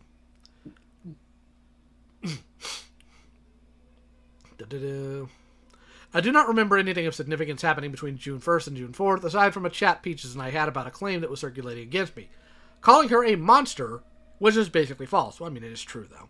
On June 5th, I was talking to Smout, a German member of the Senate. Why do you have to specify that she's German? Who I had become very close with. She had pushed me to tell Lumi that I would be cutting contact with him, and also advised me to leave the Senate for my mental health. This is all done via VC, and there is no recording of it. But on her advice, I left the Senate and that afternoon and thought it was over. Later in the month, I was approached by, they call me Snow, another member of Senate and a close friend of Lumi, saying that those affected wanted to have a call to work things out and hopefully come to some type of resolution, which also is not what happened. We set a date for the call. Set it for that date. Snow reassured me that no one saw me as an evil person and the call would be civil. On June 10th, in a call that both Peaches and Lyle were aware of after it was conducted, I was invited by Snow to Lumi's private server. What happened next was that the call started off as civil, but quickly devolved into a complete and utter dogpiling mess. I don't even think it was dogpiling, honestly. Over the course of 3 hours, I was verbally abused, mentally abused, and even compared to a rapist by Baiji after I made a comment. Oh my god. I've clarified it. I've clarified it so many fucking times to this moron that I was not calling him one. And at this point, I'm just sick of him just gonna get what he wants. Sassu, you are a fucking rapist. There you go, happy little shit. When I tried to explain my side of the story and explain my reasoning for acting like this, I was refused. When I was able to, it was dismissed as sounding rehearsed or too political sounding for it to be genuine. I don't recall either of those terms being used. The verbal harassment continued, saying I was a creep and so on. Well, you were. My parents got involved, I still live at home, and were fed a warped version of events by Lumi and Blue, which you were there for, and you could have contradicted, but you didn't, because they were right. My mom, at first, was skeptical, but after some conversation, she believed them over me, without letting me explain, but also started stating some of the events did happen. I was removed after 3 hours and had a massive fight with my family that ended in tears and regret. The worst part of all this is that it was recorded, but deleted off YouTube when I found it. I had no idea it was being recorded. I was told it would be done in private, and would be done without judgment, and that was a lie. Both those things are incorrect. You were never told that. After the call and the suicide claim, we got 3 pages left. Following the call, I was essentially blacklisted from the entire community. I was removed from servers, forced to leave, etc. I was unaware at the time that the recording of the call was circulating from Lumi, uploaded onto his channel. Peaches messaged me the next day, and, unexpectedly, came to my defense. In a chat I had archived here, Peaches goes on to say that they were in the wrong for the way I was treated and was unacceptable. Even then, she had choice words for Lumi after the fact. We had another call, this time with Lyle present, and went over what happened. I didn't speak as much as my mom wanted to have a discussion with them. The call ended amicably, and I parted ways. I went to therapy, got medication, got hobbies, and tried to live offline for a while. In July, I was approached by Asuka, another mod of the Senate, asking me if I was okay, as she was unaware of why I left and where I had gone. The whole conversation is present in this folder, but essentially Asuka checked in to make sure I was okay, improving, got my side of the story at the time, and so on. I had created a server for me, Asuka, and Indo to talk and chat amongst ourselves. At the same time, I pushed Lyle for a call to explain my side of the story, which he continuously put it off, stating he doesn't have the time, because I didn't. I patiently waited for 3 months to explain the full side of the story. I don't think it was 3 months. I no longer have the archives of the call the 3 of us had. I'm sorry. Well, now everybody's heard it. Finally, on September 2nd, we had our conversation. Lyle questioned whether another call was necessary, which I was steadfast. Long story short, hold on.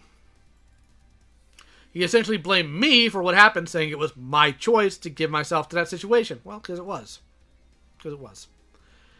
Keep in mind that I have ASD and extreme OCD, and LMNOP, and QRS, TUV, WX, Y, and Z, which can be almost impossible to contain if unmedicated, which I was at the time, and Lio knew that. So essentially he said my mental health was an excuse, and he already got the story, and there was no need to speak about this anymore. When I tried to negotiate, he shut it down. You've all heard the call. You're so evil. That is not what he did. I had a meltdown that night since my parents were trying to throw me out of the house and getting increasingly angry with the whole situation. Now he's lying about his parents. In fact, they were listening to the whole situation unfold, telling me I was being overdramatic and there was no reason to talk about this anymore. Overwhelmed, I fled the house in my car and tried to explain to my friends at the time what happened. This was a bad idea, as I began to think about the ideations and such. Essentially, I was driving down a road in a vehicle, hysterical, while two other people tried to track me from this event. Or talk me down from this event. I will absolutely say this was a rash, silly, and dangerous decision that put me, them, and others in danger. I am extremely remorseful for this, which is why I'm lying about it, and I deeply apologize to Indo and Asuka for bearing witness to that. Indo is, thankfully, able to convince me to pull into a nearby parking lot to talk me down. Suddenly, Lyle gets involved as he joins my server upon request and enters the VC. He essentially tells me to knock it off. Says I'm baiting, never said that, not until lately, and demands I go home or he would call the police on me. Also, I never said that. But I that comply. would have been the right thing. Yeah, I comply. Not wanting the situation to get any worse. He then remarks how he should be in bed with his wife rather than trying to calm me down. I went home, apologized to my family, and demanded I go to bed. The next day, Peaches demands we get a private call. I joined and she proceeds to call me a worthless, nasty piece of crap and a total weirdo. True. And a weirdo creeper. Yes. She ends the conversation now with telling me to go cry to my mom and die. The whole conversation was in VC, so there's no recording of it, but this is where my story ends. Interesting he doesn't talk about what happened in the December call. Conclusion. No, I'm just... If this was the only call... I have a question. If this was the only call... Lio, what did you do wrong? I didn't tell him to drive off the cliff. Exactly. So, we have a maniac over here who thinks like he's more important like than the other 2,000 members of our server, and he should be paid special attention to by the server owner. Why is he paying special attention to Lio? Like, I'm sorry, people out there, but your mental issue aren't our problem. That's just facts at this point. Yes, like. But he's terminally real, online. Oh God, no. Yeah, he's terminally online, of course. But like the real oh God, we know that like people don't know my fetishes. People don't know my sicknesses. They don't know my problem. Why? Because like it's none of your fucking business. And Sassu opening up way too much to random people online ain't Lio's fucking problem. But what if it is? But what if it is? What I want to mention is that in this dog, I can't remember exactly where it is. But it's like, oh, Lyle wanted to be in bed with his wife rather than calm me down. And I'm here like, motherfucker, I'm like, I wouldn't want to be there to calm you down either. Like, I even mentioned it in the call. I would have dipped if I was in that call. It was like, whatever happens, happens. It's none of my business. It's not my problem. Yeah, don't mention the other calls where actually Lyle calmed him down, though. Oh, yeah. This absolutely. one call, this one call, this was the severe call. That was the one true call that ruled over the other calls where Lyle should have interfered. Never mind the other 999 other calls, or whatever the number is, that Lyle actually interfered. Fuck those calls. Another thing is, because I was tasked with editing a couple of calls, which, to be fair, I didn't really do a whole lot. But there's this whole, like, but Lumi just cut me off without warning or whatever, and my mind can't function that way, or it starts to freak out or whatever. And I'm just here like, do people need to? I've never, ever in my life ever heard someone basically say, "I wanted 2 weeks' notice before you stop being my friend." Like, hello? Hi. I've never heard that until now, and I'm like, bro, that is actual entitlement. Yeah, but it's actually kind of funny too. So it is funny, but it's honestly just wow. No wonder you don't have friends. All right, so we still have And a little bit left of this, but go ahead. Oh yeah, go ahead and finish. No, finish your thought. Going back to the whole like every time he would like try to defend himself, as to like why he acted a certain way, and it was always, oh, my mental health, my mental state, blah blah blah. He screams to me the type of guy who would murder someone and then plead insanity in hopes that he would not go to jail or anything. That's what he would do if he were to do that, which I doubt. He's always talking about like he wants to kill people, but no, you're not strong enough to do that. I could already tell. He had to write a fan fiction about it for Baiji. Oh, poor Baiji.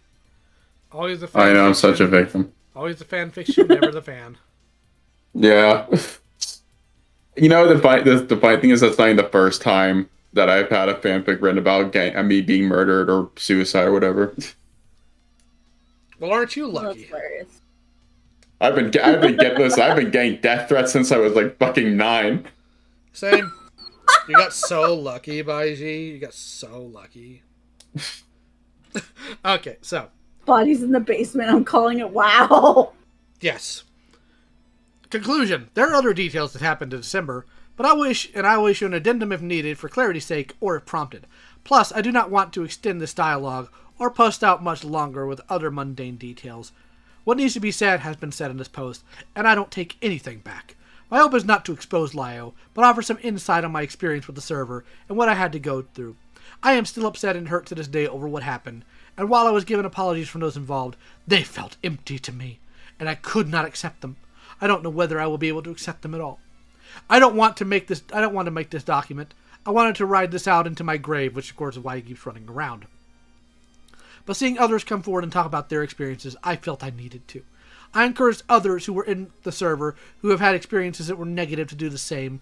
We're not going to destroy a man. We're trying to show his wrongdoings and to hope he recognizes his errors. Of course, apparently I didn't baby this loser enough. However, before this document concludes, there are some thoughts for those named in this document I want to say.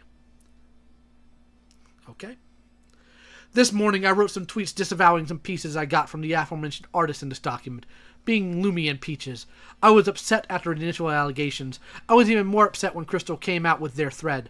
I thought about all this for a while, long and hard, and I wanted to end here. I will admit in this document I was not a good person during that time.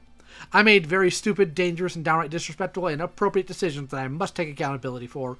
I will do so now by apologizing once again to those affected. To Lumi, Peaches, Lio, and others, I am very sorry for my behavior and actions, but this does not excuse you from your behavior during this time. What if I say I have OCD and bipolar or whatever? Wouldn't that do it? Guess not. I hold no grudges against anybody, nor do I wish anyone harm or bad luck. I just want to see accountability taken on your parts. I want to close this chapter of my life. Hopefully come to some sort of amicable resolution where we can at least put this behind us and move along. However, the apologies that are sent are not enough. I want this to be dead. I want this to be over, but your refusal to acknowledge your wrongdoing publicly makes it hard. We did nothing wrong to you. Nothing. Nothing!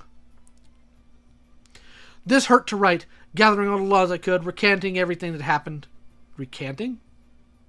The journalist, everybody, doesn't know what words mean. It happened. It opened up old wounds I'd rather keep closed.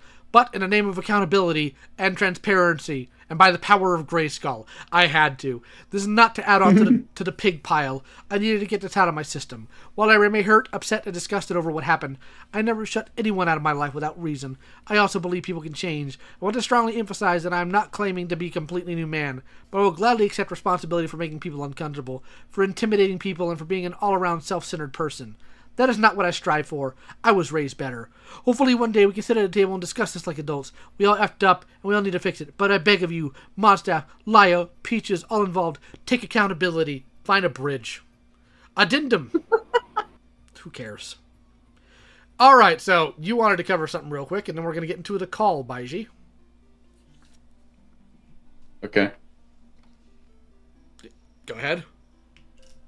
So you say it again? Cut out a bit for me. You said you wanted to cover something after the Google Doc, so I'll go ahead and give you that, and then we'll cover the interview. Well, I kind of want to talk about my experience with special individual. Go for it. So here, let me give you my recounting for this exceptional individual. So, I already talked about the cardinal call, but let's go down the line of what happened. So, he, like every other, like Div, that's everyone else was so forgettable, but he would just join calls, he would try to contribute, but everyone always told him to shut up because he's a fucking idiot. But most of the time he would just sit in silence. Unless Lumi was there, then he would always say hi to Lumi because he loved Lumi. Actually, fun fact, at one point he confided me to, not Sassu, Lumi told me that, Sassu confided Lumi that Sassu actually had plans that he had these ambitions to befriend every single mod in Senate except me. So that means you, Norden, Lio, Sin, and all of you. He wanted to be all your friends except me because he really did not like me. He's missing out, man. Yeah, totally. But I'm trying to remember. Like, you still want to forget about it. I guess I'll just go to what happened in the. He was in Peach's server, Dolphin, and just talking about random stuff, but over time Lumi just showed me how parasocial Sassu was towards him, and so I just jokingly asked, "Hey Sassu, so when are you gonna ask Lumi out?" And then he started getting really mad at me, saying dropping stuff like that, and I just went, I'll just write it off as a maybe.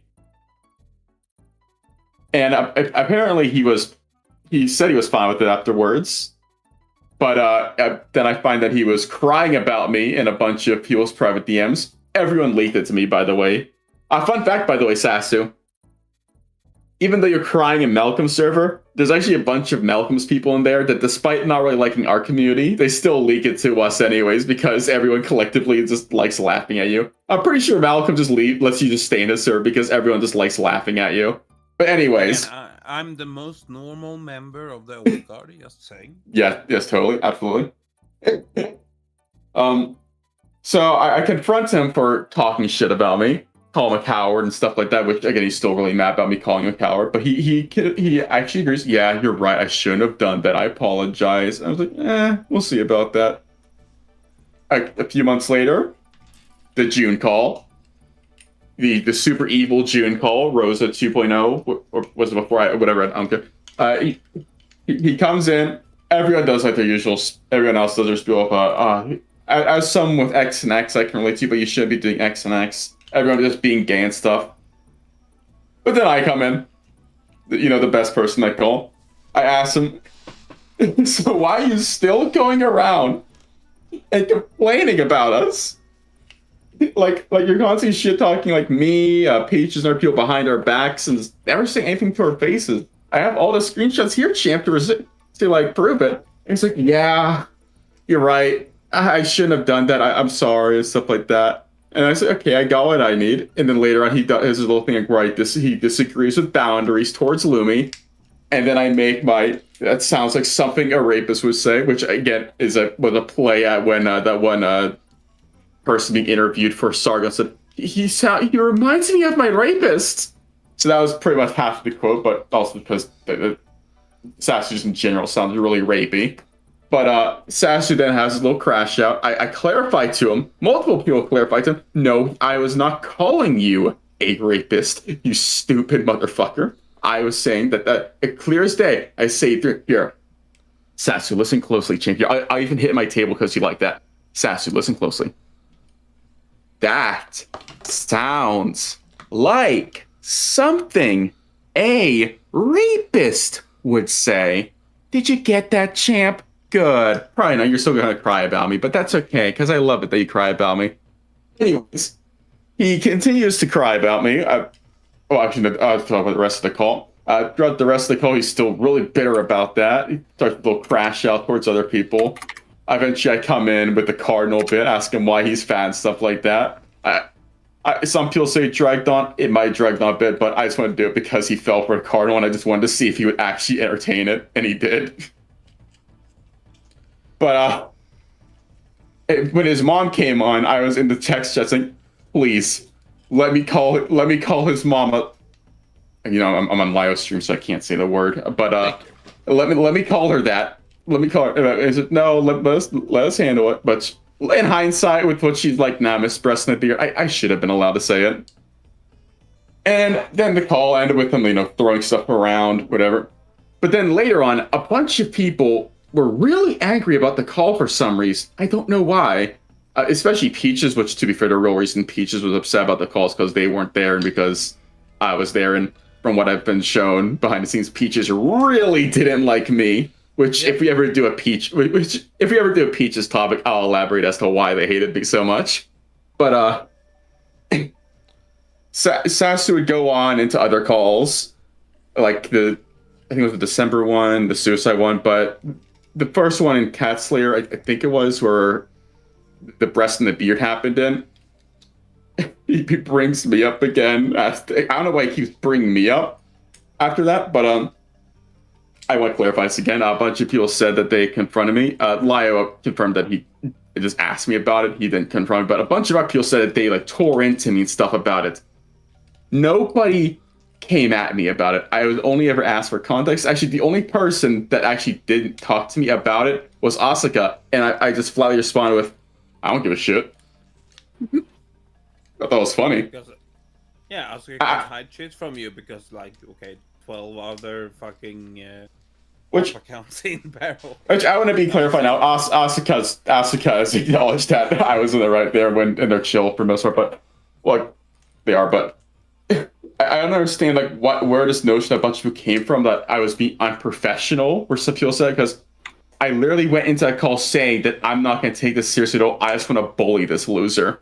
People would write down these big paragraphs of text that I would be shown, where I would just be mentioned, like, "Dad, Banshee, I can't believe you would make that rapist comment," stuff like that.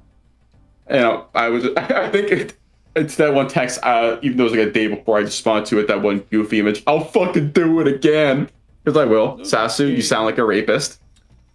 Later on, in the Cat Slayer call, when Elias says that he'd rather have me around than him, Sassu really didn't like that one either. It's like, "Oh, you just want to keep around a person that called me a rapist." Lyle clarifies that I did not call him that because he finally actually got to listen to the full call.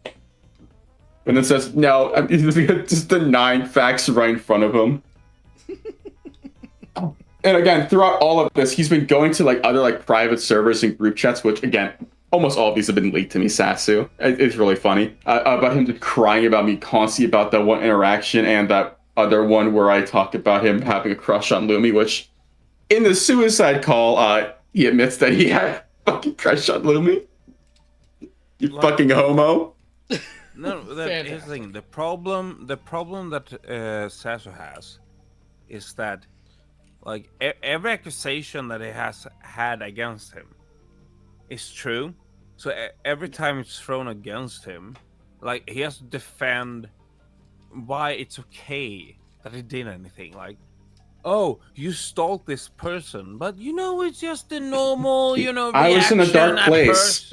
I was in a dark place right now." Okay, so why did you act retarded when you did this? As soon as you call it, "You know, I was just retarded at this point," or, "You know, I was drunk," or, "You know, I'm sorry," or, "You know, I was just rebarb," or, "You know, it's just a natural reaction." Okay, but then you did this. "Well, you see, it was a normal reaction because everyone else did this, so, you know, I did that." It's never, "I did this because I'm stupid," or "I did this because I was in the wrong." Well, he will say that he's in the wrong, but he expects that as soon as he says, I was in the wrong, and I will try to move against it or learn from this. That would just, purify him like a fucking Catholic confession, right? No. Yeah. If you did something that wrong, guess what? You'll have to live it for the rest of your life. And guess what? You bettering yourself isn't something that you have to work for 2 weeks.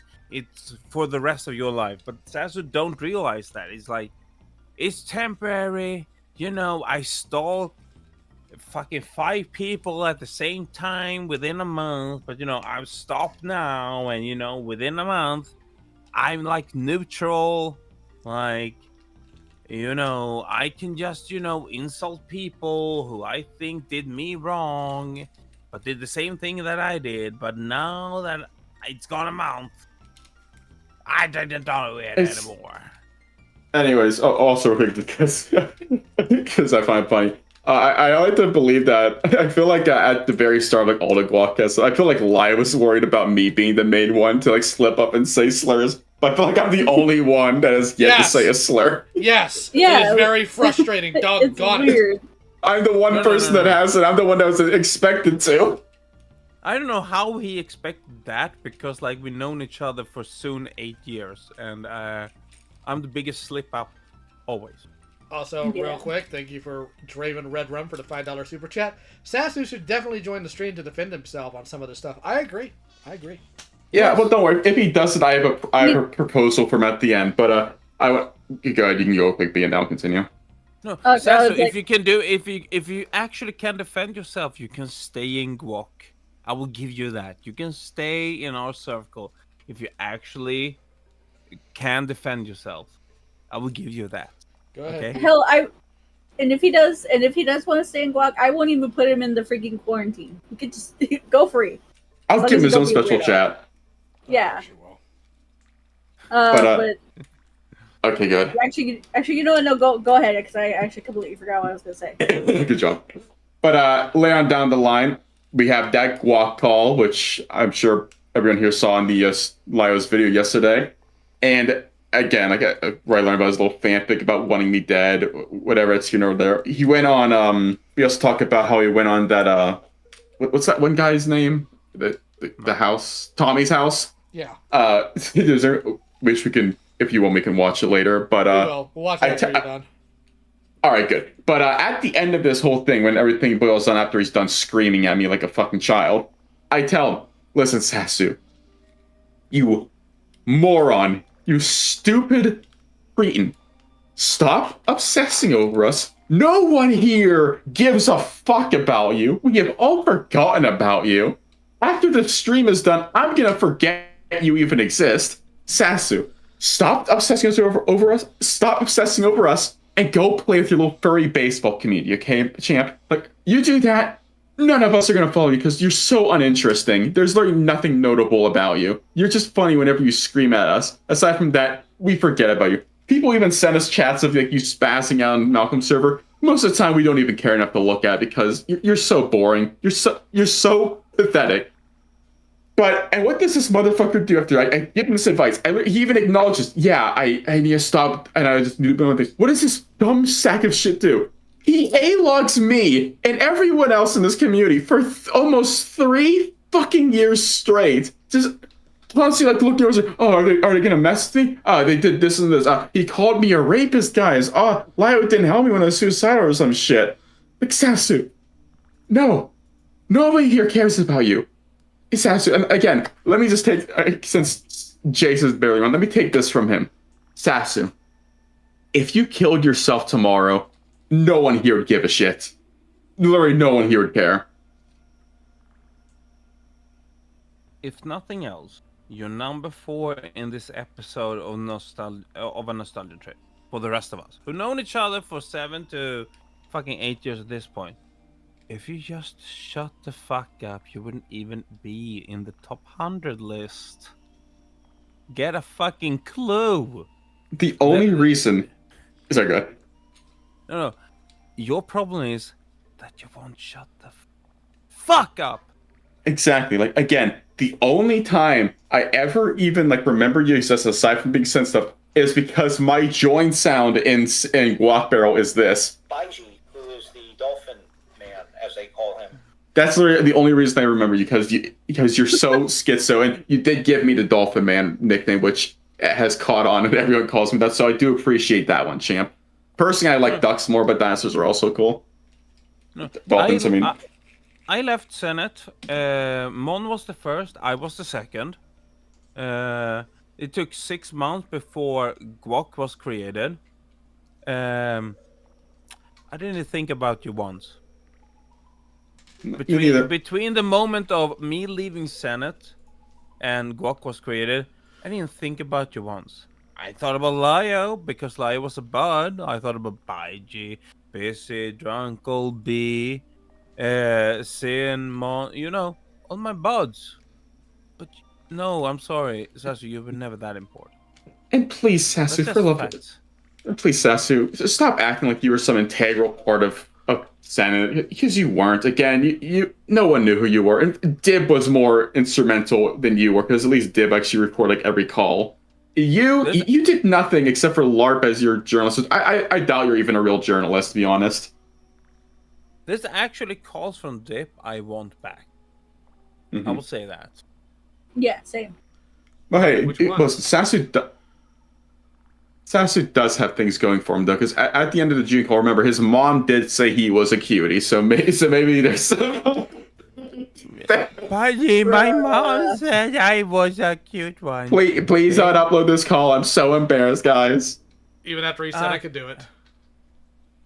Yep. Now I wear my Teenage Mutant Ninja Turtles t-shirt because my mom said I was good looking in that one.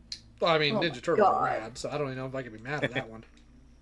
Oh yeah, I'm so fucking rad right now, Sassu. Sassu is so rad. Oh my god, wait, now I understand why he went like baseball. He's a great pitcher, because think about it, every time he gets mad, he throws shit at his mom. He's a pitcher. That's why he likes baseball so much. Oh my god. Huh. I thought he took it up the ass. I'm about to say, he strikes me more as a catcher.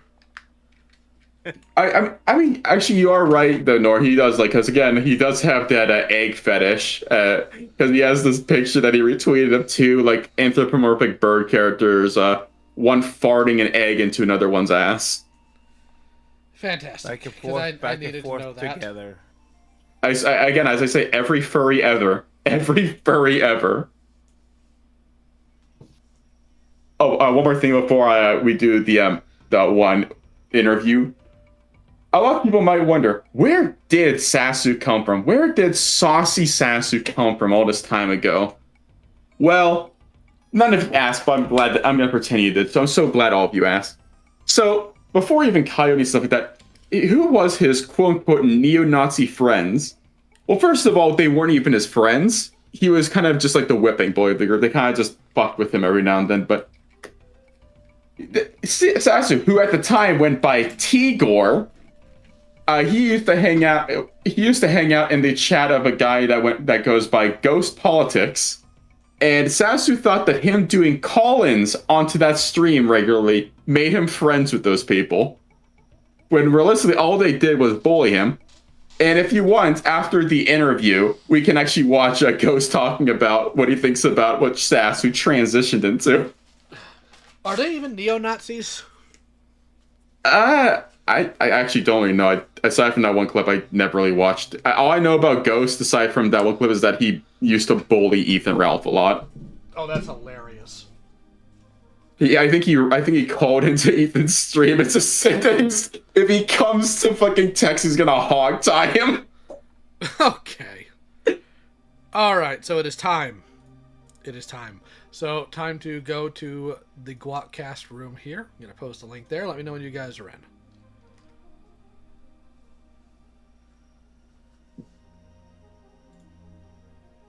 I'm ready when y'all are.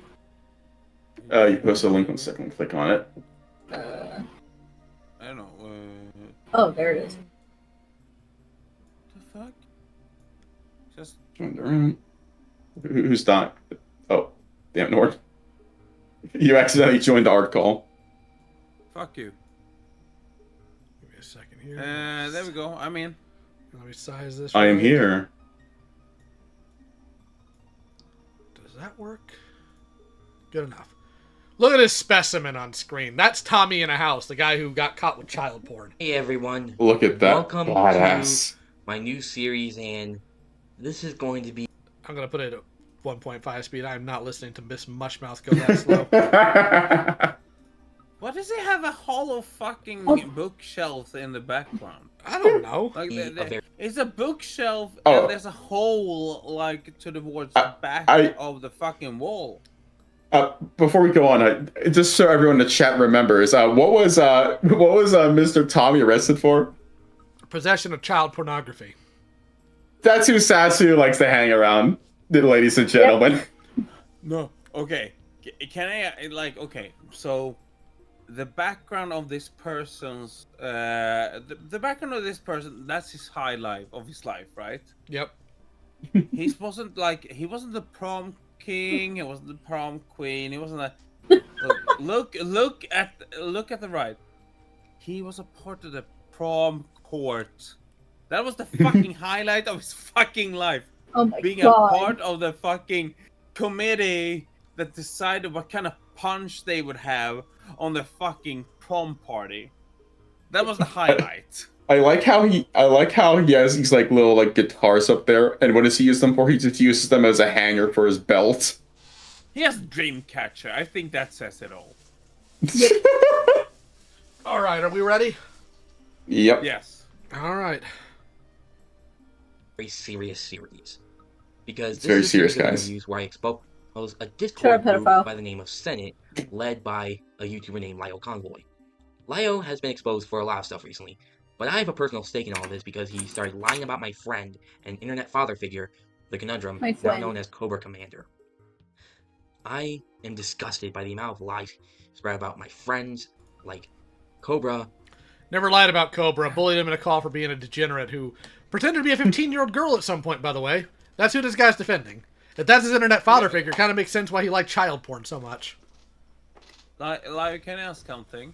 Sure. As a former archivist and the librarian of like all things Barrel and early Senate, who the fuck is Cobra Commando? Cobra Commander was a Carmen writer stan and defender who decided to get really weird towards Ellie and Susie back in 2023, who wound up having a call with me because he decided to break terms and was told he would have that if that happened, got pulled into a Senate call, got bullied heavily, got made fun of. It was revealed that he posed as a 15-year-old at one point to try to entrap somebody because he really wanted to hang the guy as a pedophile, and ever since he got bullied in that call, he's ran off the internet.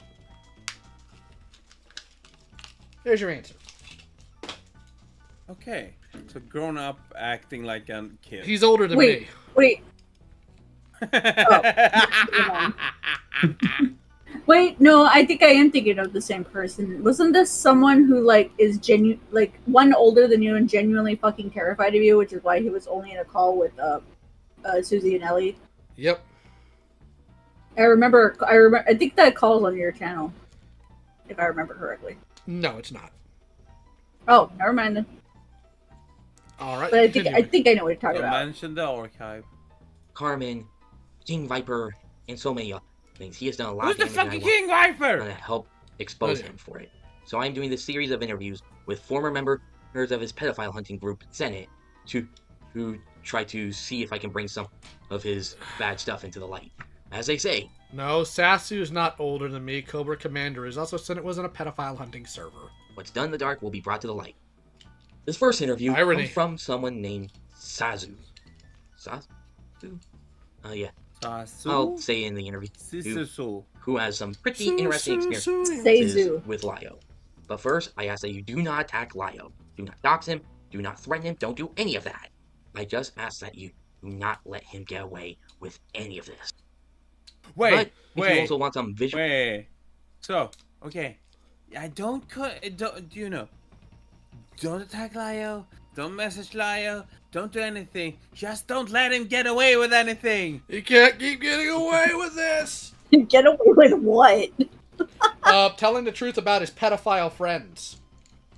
No, well, like, if you take away, don't message him, don't do anything about, like, what could they do then? No, my favorite part is don't dox Lyle. He's already done it himself. We can do it again. Like me, like the Bible. Like, our information has been out there for years at this point. Yep. It's not hard to look up. All right, continuing because this is 38 minutes long. So we'll go with this interview. I have some gameplay footage for the game Poker Night 2. Link to download it is in the pinned comment. All right, now let's get to the interview. Hey, Sassu, welcome to the show. Oh, we're talking about Lyle Convoy. Thank you for having me. So, you already read the questions. I want to give you time to prepare what you want to say, so let's get started. Can you share your experience being part of Lyle's group? Certainly. So, during my time in the server, I was quite respected. My tenure was between January and June of last year. That's already a lie. I started out as a regular peanut. Whenever you join the server, you're considered a peanut, which is basically like sort of part of the peanut gallery. Like, you just are expected to sit there and watch, and, just mingle upon yourselves and just watch the drama when it comes in. Shortly thereafter, I started, kind of doing I wouldn't say I was doing direct predator hunting, but I was providing a lot of the information during that time. And very shortly after, I was promoted. Well, I wasn't promoted in role, but I was given access to a chat where those that were deemed, I guess, credible or very useful were given special access to a part of the server where we stored information, gathered information, discussed it amongst us, and we helped sort videos. What I'm going to do is I'm going to send you a link to my testimonial as well, my text document that discusses this in full. It's about 14 pages long. It discusses briefly my time in the Senate before, everything with my situation happened. But basically, it was kind of more. At first, it seemed okay. It didn't seem anything suspicious or anything out of the ordinary. But once I got into that room, that's when it started feeling like there's a lot of pressure to really, say yes, to be a henchman. There was no room to say no. Could not say no, because the pressure was always on you that if you said no, you were going to be targeted. What? So just being part of Lyle's group, You could just leave at any time. Appease what he was trying to do, what the other members were trying to do. There was no room to navigate. Okay, I'll put your testimonial in the description, and forgive me if this is in there, but what would you say initially drew you to Lyle's community, and what were your expectations coming in? So I first found the Senate server in November 2022, through Queen Seraphina's video. And Queen Seraphina is also one of these predator hunters, or like a very well-respected member of the Senate, or at least was when I was there. Didn't join right away because I didn't know whether or not it was an invite-only server, so I was in Seraphina's server for 2 months prior to that. But the one thing that really drew me in was that, I was also in a different Bloodsport server at the time, or I had just gotten out of a Bloodsport server, where things didn't work out, friendships collapsed, so I was kind of like, I was definitely hurt at the time, so I was looking for something to fill that void, something that was similar to it. So when I stumbled across this little sub-community of, predator hunters, blood sports, etc., I'm like, oh, I can just jump into it. I don't even have to work my way back in because I've already been in the situation before. So it was a very easy, quick fix of, what I had lost before that. So my expectation was just go in, listen to some of the drama, and not have to worry about it, and just, get my daily shot of serotonin or dopamine or whatever. But that's what initially drew me to the server was the idea of just watching, predators get ripped up, bad people just, get exposed. But over time, it started to transition. But that's what I expected. And my expectations were hit very early on, but they were not later on. It changed dramatically. This is not a question, but I remember one time comparing Lyle and Senate to a lot of daytime reality shows like Dr. Phil's, Steve Wilkos, and all that. Because people just like watching really shitty people get ripped Why does to he pieces. sound like he's having a hard time breathing? People especially like being a part of that ripped to pieces. Would you say that's basically why you joined? Yeah, definitely. I grew up watching Dr. Phil. I grew up watching Jerry Springer when he was still on the air. And I was also binge watching Steve Wilkos at the time. So I'm familiar with that type of reality TV, like, bringing bad stuff into the public eye. So when will I get sent? Get sent what? When will I get sent to the ranch? Never. But, you can, I guess, speak your piece or rip somebody apart or whatever. So, yeah, that's kind of one of the things. I was like, oh, it's an online Jerry Springer show, so I gotta join that. I probably would think the same way if I was in your shoes. But in the meantime, can you describe any instances of behavior or actions by Lyle or other members of his community that you found concerning or unethical? So, a little fun fact about me. I actually graduated with a degree in journalism and professional writing, so I know a lot about fairness and balance. I basically have to live it every single day. There was very little adherence to that, very little whatsoever. This is a sick Negro. That tried to get the entire server to adopt that principle, but it was not well followed. They said, yeah, it seems like a good principle. No. You gotta definitely take it, you know your stuff, you know how to research, so on and so forth. It was never properly adopted. It was never properly enforced. That was one of the things that really started irritating me, and it wasn't until later on that I started feeling that some of the advice I was giving was not acknowledged or was being brushed aside for very quick, disputes, just so that the tone of the server remained as that Jerry Springer-esque type of environment. And that's the other thing that I also found quite unethical going into later. Probably around, I'd say, late March, early April, there was a notable shift on who was getting targeted. It went from predators and, others. And again, this was after the Rosa Ray Ramsey call, which, again, I was there listening to it. But it really wasn't until, like I said, late March, early April, where there was a noticeable shift to starting to target neurodivergent people. There was one specific person that I remember quite vividly. Their name was Orion. He was 18 at the time, and he had a whole bunch of mental issues. I'm going to be honest with you, they didn't really belong in the Senate because they had a plethora of mental issues, but they still wanted to join just because, they liked the community, they liked what was being produced. Problem was that they had emotional issues, they had some communication issues, and one of the things that was quite obvious was that they liked to trauma dump. If you know anything about trauma dumping, that's obviously always a catalyst for disaster. So when he kept doing it, basically everybody started ripping into him. And not once but twice he cried on call. And Lyle had to step in and terminate the call and say, we need to de-escalate the call because it was getting out of control. And I also ripped into everybody for it too. Not just from that particular call, but there were several other calls where call etiquette was not being respected. The principle of fairness and balance was not being respected. And it was a mess. I'm going to be honest with you. It was a complete, utter mess. So I could go on a tangent about it, but just for brevity's sake, there's a lot that was very unethical in that server. It was just... So, yeah. I'm sorry that I interrupted all the time. Can I just say that this is third fucking call conversation in a row that we have where Sassu says that Lio had to intervene and, calm down the fucking situation. But Lio, how are you the bad guy in this situation? If you're the one who always calms it calms it down, fucking shackles me, or shackles everyone else who are fucking horrible bully from the Senate. How are you at fault here? Because that's 3 times in a row. That's what allows this person to put themselves out as a victim by piggybacking off my name over things I didn't do. That's simple. Mm-hmm. My theory is one, Lio owned the server, and 2, Lio just wasn't there 24/7 like some of these people are. That's why. Continuing, please. Yes. So annoying. It was disgusting in hindsight. Would you say this was the status quo or the typical experience when Lio or anyone else in Senate would at least try to handle conflicts or disagreements within the community? Definitely. That was always the tone of the server. It was a Bloodsport server. It was a barbarian server. So any conflict had to be resolved right then and there, or that was the number one option. Other people would go in private, not to bring it up, but most of the time it was in that server. It had to be done. And it was, again, to feed the artists, as Lyle would say. Feed the artists, keep the tone of the server the way it is with the Bloodsports and the barbarianism. At no point did I say any of the regular calls with blood. The heck? And I will speak about the Mondstaff in a little bit. That was VI who did that. If somebody was getting beaten in a fight, there was no plug pulling. It had to continue going on until that person was beaten to the dirt. There were multiple times where people started crying on the microphone.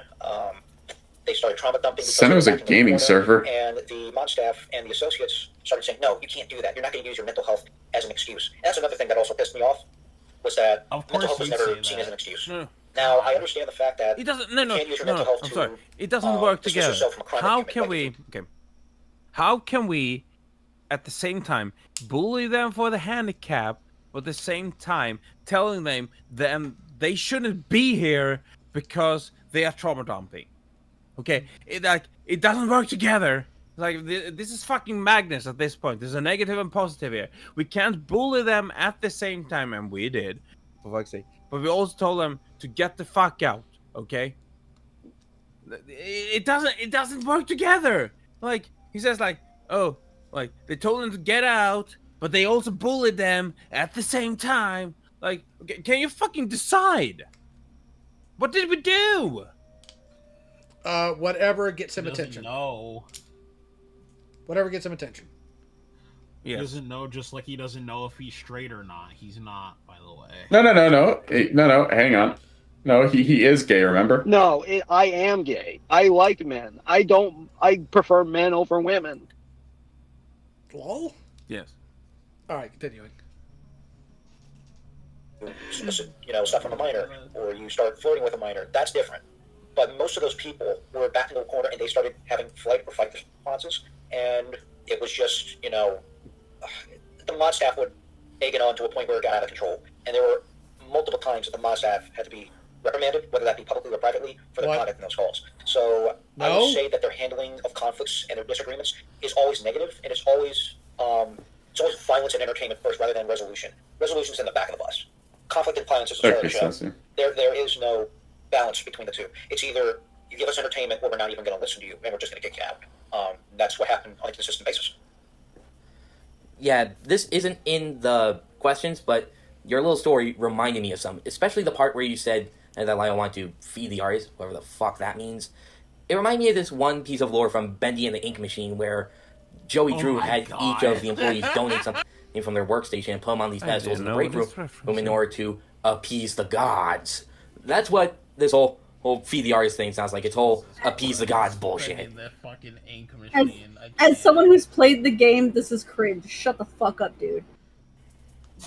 Yeah, I'm not going to comment on that directly, but it was very suspicious. It seemed like he wanted to grow an artist base around him, or like some type of very specific fan base around him, rather than actually get to the crux of the issue.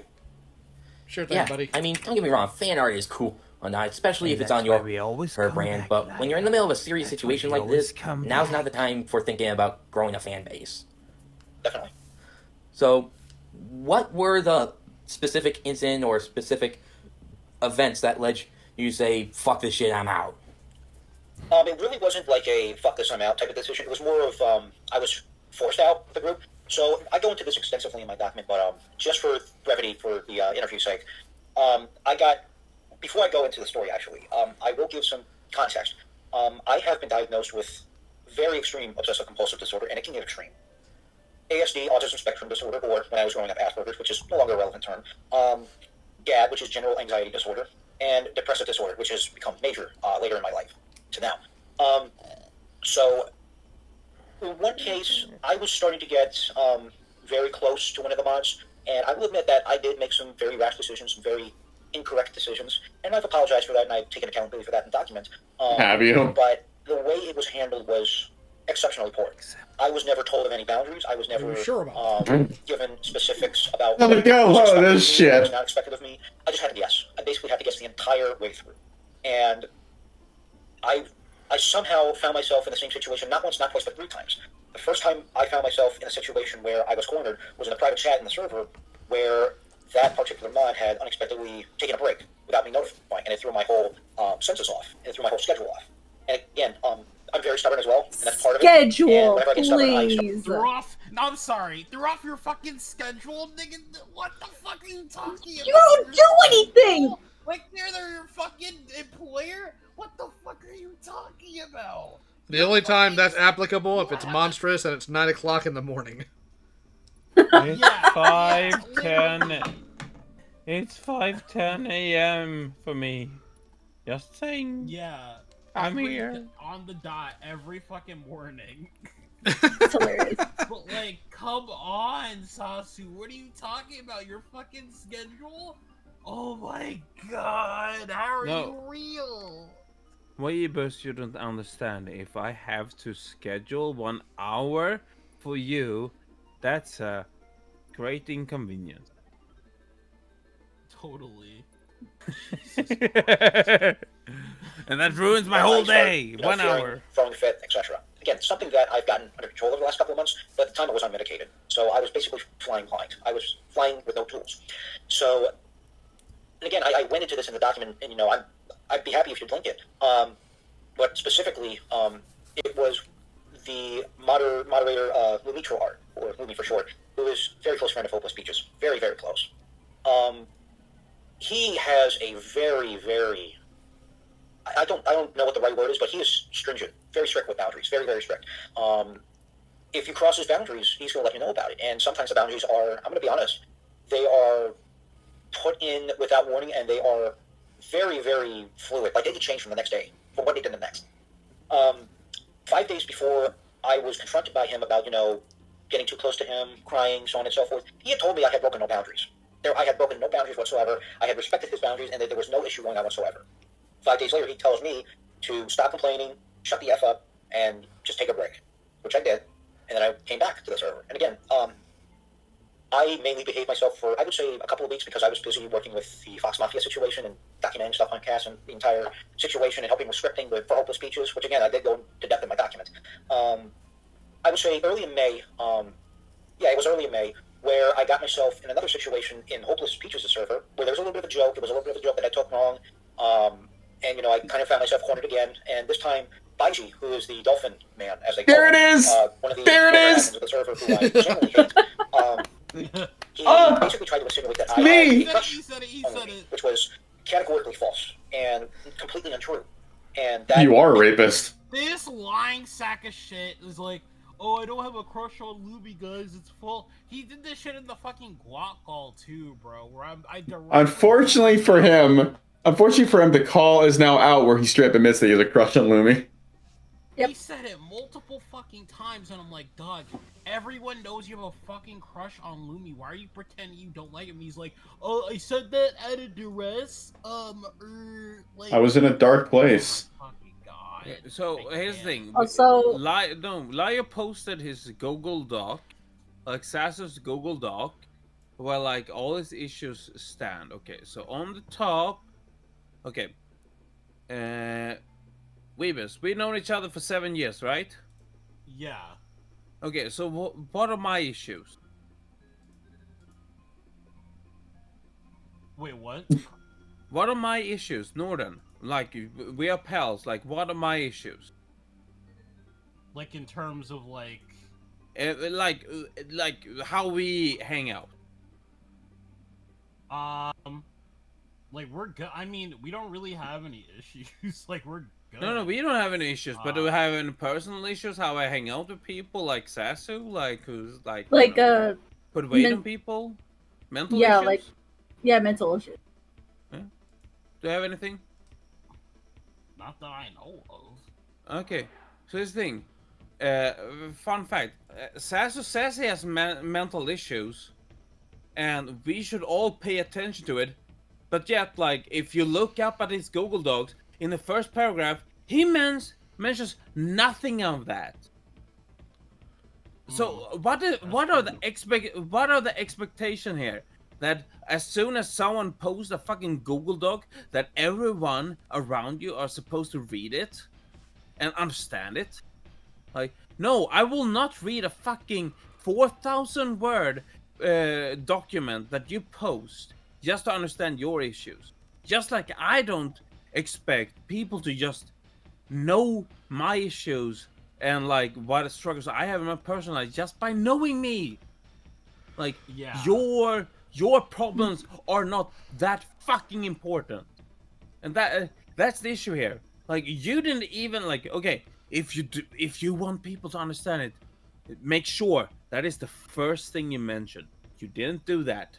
You try to layer it. You try to layer it in the labyrinth of fucking text. How am I supposed to understand that? Fuck you. I'm not here to solve a fucking puzzle. But you could be.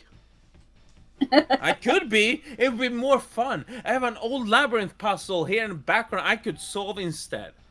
That would be fun, actually. When you say labyrinth, do you mean David Bowie labyrinth? No. An old school fucking White Wolf storyboard shows you an adventure, but actually as a puzzle set labyrinth. Like, listen, it's awesome. I was in a pixel later. A Rubik's Cube is almost all the colors of the rainbow, and it's still less gay than Sassu.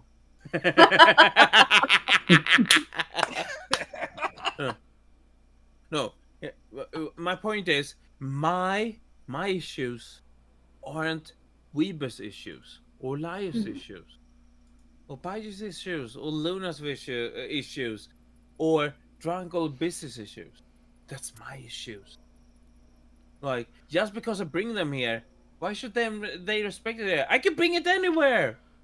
I can bring it to Internet Historians fucking Discord groups, like, and I would be like the 15,000 fucking fan in that server. Should they just immediately respect it? No! I'm a fucking nobody! That's what Sassu is. Sassu is a fucking nobody in this space. But he fucking wants the respect that, like, we as a friend group had. And that's obnoxious. Sassu, you're fucking obnoxious. Fuck you. Listen, he may be a nobody, but at least he's not heartless. I'm sorry. Shut the fuck up! I don't get it, but okay. I want a divorce. Let's continue. Even more. And basically, I started running around. I started saying, you know, I don't have a crush on this person. He's wrong. He's trying to spread lies about me. Then I was pulled into a private call, a group chat private call on May 4th, where it was very civil, very nice. And basically, they told me, look, your behavior, I understand, but you need to stop. Like, this is getting concerning. They didn't say anything about boundaries. They didn't say anything about violating anybody's specific boundaries. It was just more of, you need to stop type of message. And like, okay, it's going to be hard, but you have to give me some patience. You have to give me some time. And he said, that's fine. They exercised patience. They signaled that they would exercise it.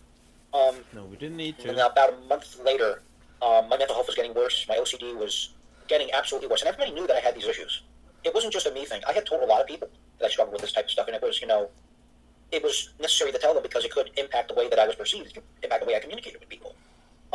But it got to a point where Smelt, who is one of the other members of the Senate, she's from Germany. From Germany. It's very important. And on June 5th, we had a private call. And she basically said, you need to leave the Senate and you need to focus on your mental health. And at first I was very hesitant to the idea. I was like, do I really want to? But once I thought about it a little bit more and we continued discussing it, I agreed and I left the Senate. Mainly because of that and the fact that my mental health was just getting terrible. It was declining substantially. And I thought that was the end of it, but about 5 days later, when I left, I was pulled back into a private call with Lumi and about 11 other people, and I was ripped into for not respecting his invisible boundaries, as I call them, because he never told me. I had people say that I was... What a weaselly little liar. Similar to those that Lio had covered. In the moment of frustration, I yelled, and I made a stupid statement where I said, well, I disagree with that boundary, but I'll respect it. Yes. So, you just happenstantly left the server 3 days before Lumi felt enough was enough. And to be fair, I hate Lumi, okay? And Sassu, I hate that you fucking makes me defend Lumi. But it's very convenient that you leave the server 3 days before something fucking boils over and you have to fucking explain yourself and your fucking behavior. It feels more like you left the server because you felt like consequences was closing by, and therefore you didn't want to be here. Okay? That's what it feels to me. Okay?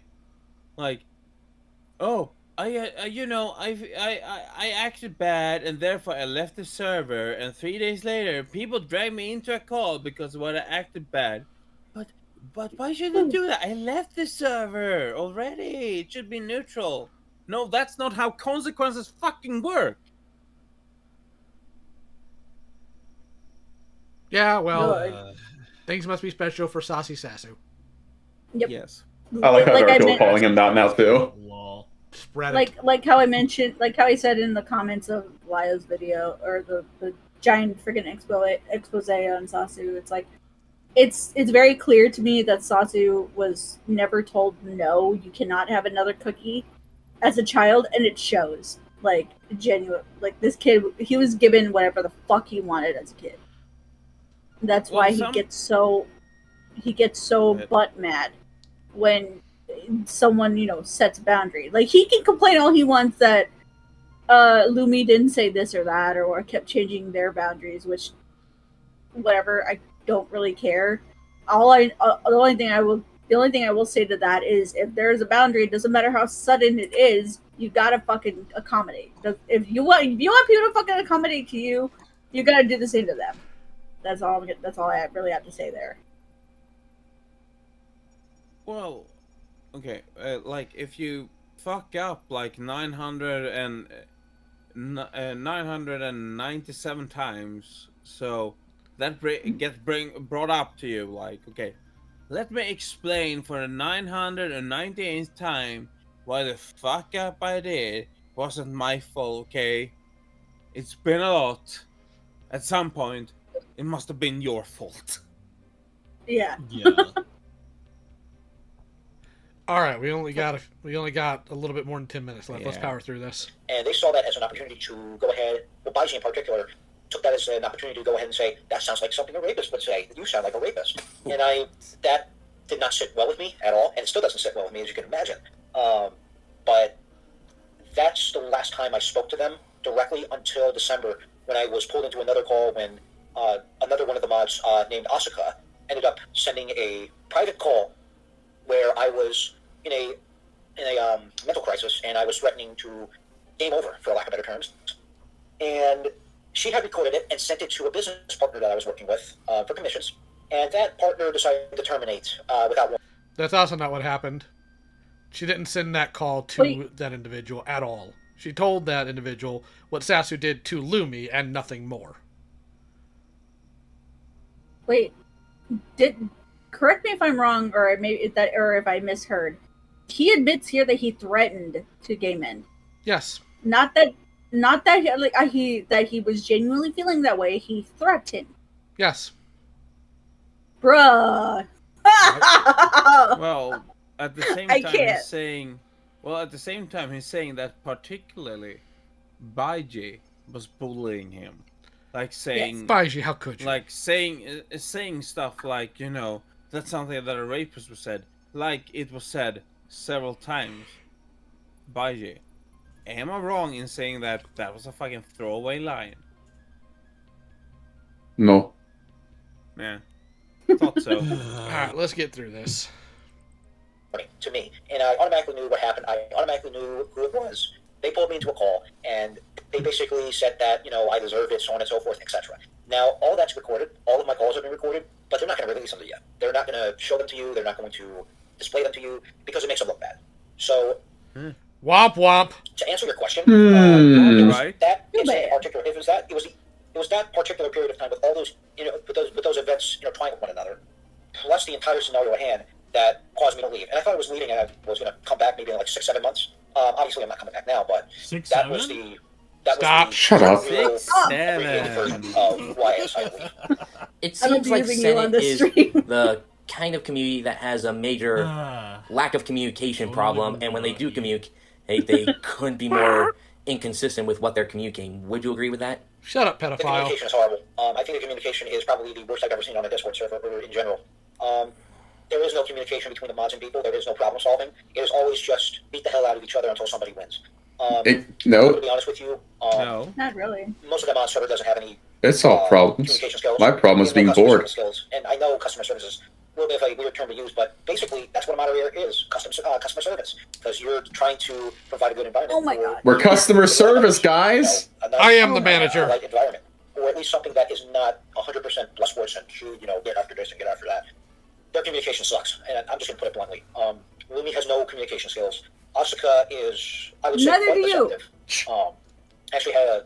I actually spoke with her last night, and I got a lot of new information that I wasn't aware of at first that confirmed to me that there is a significant lack of communication and significant judgment skill issues. That's another thing I want to highlight. Their judgment is terrible. Their judgment is far below any respected channel or any respected group on the internet, or in general. I would say Peaches is probably the best example of that. She has no emotional regulation skills whatsoever. I mean, it's not wrong. That popped up in the Senate between me and her, she'd make a big deal. She'd make a big deal about it. There was no private resolve. There was no discussions outside of Senate where we resolved everything. It always had to be a big theatrical performance or some type of production. And that could be said for a lot of other people, but just going on my experience alone, every single issue that she got herself involved in with me had to be a spectacle. It had to be brought up in front of people. It could just never be resolved privately.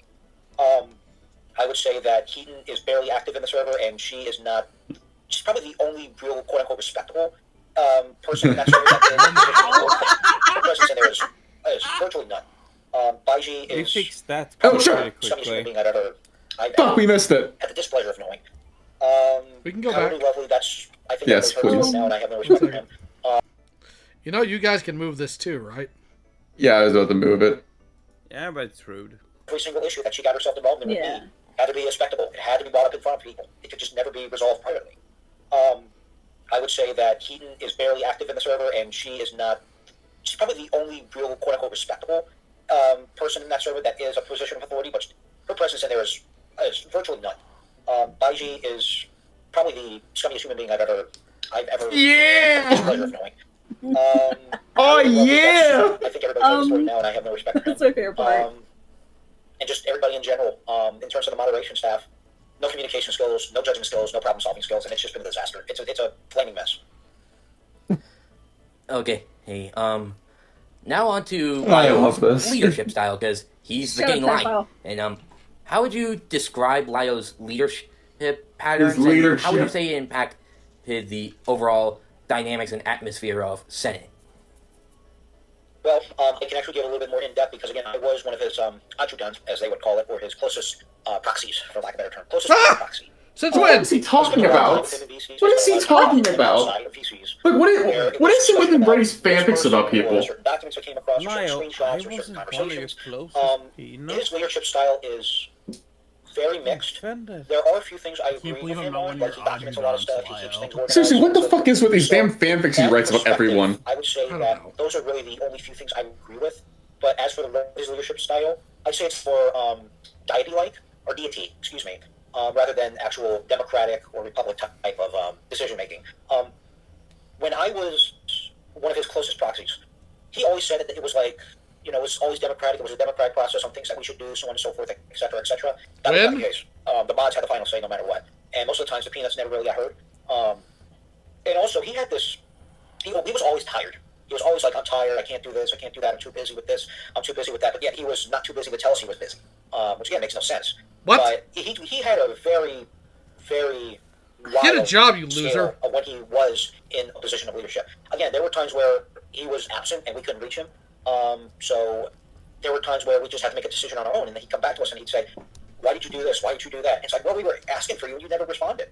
And it's just, it was maddening. It was ridiculous. This And is other all times, just he was fan very fiction. heavy-handed, and things had to be done. I know, it's so You need to do weird. this way, you need to do this that way, so on and so forth. It's like he lived in an alternate universe and just fell into ours. Of Why, don't you and issues understand to a point that where Sassy is the most important so, person to answer on your that? question, his leadership style is so erratic and so non-stable or unstable, excuse me. Or you know what, it's just so all over the place that you can't even decipher it and you can't really communicate with him. It's maddening, it's ridiculous, and frankly, I'm one of the I easiest think it's people to get a just hold of. out of What? control, and he is in no place More to or less, yeah. be moderating a Oh my server. He has God. no idea how to be a leader. Okay, that makes total sense. Second to last question. What are some observations or insights about the culture or norms of Senate that you haven't brought to light that you would like to now? I would say that a lot of people in that server just do what they do to be a proverbial brown noser, as an ass kisser. There's Like very you? little room for dissenting opinions. There is very little room for disagreement. There is very little room for any actual negotiation. The tagline of, you know, blood sports, Thunderdome, whatever we want to call it, you know, a place where you could resolve all your problems and, you know, duke it out there, is completely and utterly, it's misleading at best, very deceptive at worst, or an outright lie at the absolute extreme. There is no varying of opinions. Everybody has to be on the same page. And if you go against the grind in any way, shape, or form, it could be over something very minute, it could be something over very significant. And it doesn't matter who you are, it doesn't matter how long you've been there.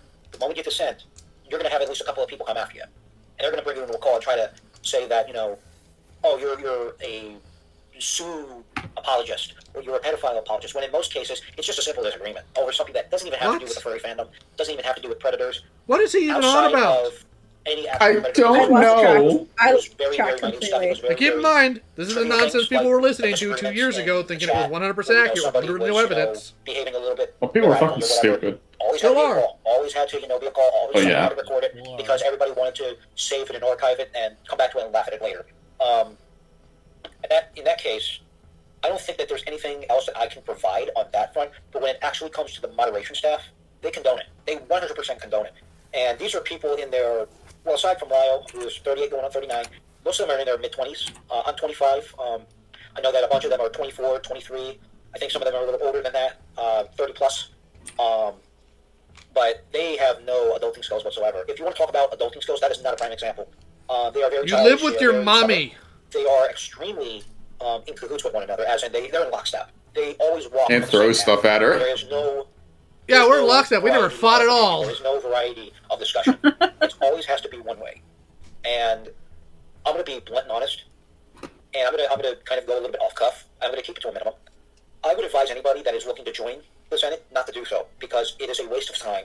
It is a waste of Discord server space. And to be honest with you, I would also heavily suggest that anybody with any neurological disabilities stay away from the server, because they are extremely mentally ableist. Oh my God, If shut you display up. any form of mental ableism, and that especially goes for people with a lacking of social skills, they're going to target you, and they are going to make sure that they do whatever.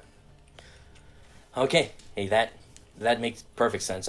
Final question: what do you hope will come from exposing these behind-the-scenes experiences and revelations about Lyle's group? Now, the publication of the document. When I published a document, it was not to jump on the pig pile. It was to document and provide my experiences to the public. You lying snake. And it was to also get accountability for what I had to go through from all the other people that threw stuff at me. I didn't get any accountability. Nobody has come to apologize. And as a matter of fact, I only learned of more information yesterday that I was not prior. I was not aware prior to this interview. So, the bottom line of my document is that it's two things. First and foremost, don't associate with anybody from any predator hunting communities, because they are scum. They are scum. They are all in lockstep. They will take it to the extreme on anybody. Second of all, I would advise anybody, and I want to reiterate again, with a neurological disability, stay away from them. Stay away from any server like that, because they will target you, they will come for you, And they yet will he's a Malcolm shame you server. just so Very they can get smart. views on YouTube. Yep. Frankly, that for me is a line that is disgusting to cross, and anybody who crosses it doesn't have my respect and never will. Okay. Nobody I wants your think we're respect, cool. though, Sassu. Thanks for coming, Sassu. Absolutely, anytime. See you later. What a wonderful interview with a lolicon defender and now known pedophile. I hope you all enjoyed that. So do we have, before we bring anybody on for any sort of questions, which I don't know, should we do that here or in my server? Because Guac Cast... We can hop over to yours. Might as well, since... Do we have yeah. anything to say before we do any of that? I don't. Other than, look, I'm 31. I still live with my mother. If a lot of things out of my You control. had a stroke. You don't apply to here. Exactly. I know, but I may as well just put it out there. Anyway, basically what I'm trying to say is my mom and I have a very close bond. I tell her everything. I have like zero secrets with her. But I would never, ever in my life tell her my friend's secret. You have to be some special kind of stupid to do that. Like, hello? When I heard that in that fucking that 9-hour-long video, I was just like, excuse me? Hello? Now, I will say, Who does that? I don't think it's true that you have no secrets from her. I doubt you tell your mom some of the things I've seen you say about Ghost. Oh, no, she knows. Oh, that's horrifying. What the heck? She knows. I think now's a good You're a time to move weirdo. over. We're going to go ahead now. I have one thing. All right. Sassu, because I know you're gonna watch this. Because I know you really don't like me that much, and because I know she'll eventually watch this, and this will probably make her really happy. Sassu, I challenge you to a one-on-one call in Thunderdome at any point. We could talk about dates at any point. It'll just be you and me. Because think about it, it'll be good for both of us. We both get a win, okay? There'll be no one to interrupt the call, which is good. And the owner of the server, Sassu, I have good news and bad news for you. Good news, it's owned by a female, which you instinctively like to take advantage of and run over, right? Bad news is, said female is monstrous. Lol? will. Also, thank you All right, Red now Rum, let's for the go. $5. I think Sassu needs a hug. I think he does too, by a grizzly bear. The person said Burmese python, more like a retic because Burmese don't really. I don't think there's really that many. I don't think there's actually any cases of a burp. Never mind. No time for my herpetology talk. So, here's what we're gonna do.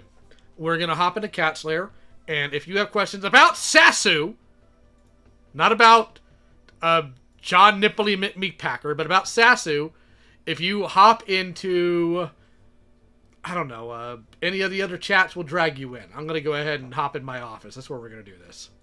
Yeah. A little strokey. This is a sick Negro.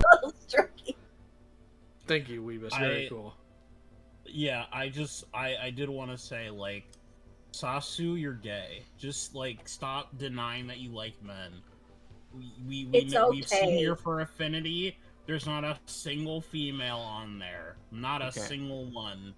Okay, since apparently Lio, like, switched streams whenever I said the most important stuff.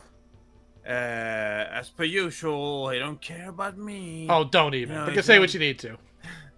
No, if you have questions, go ahead. We love it. But if it's just gonna be like, how could you stand this guy? Or like, why did you let this guy get away with it for so long? Or like, I'll answer is those. This guy?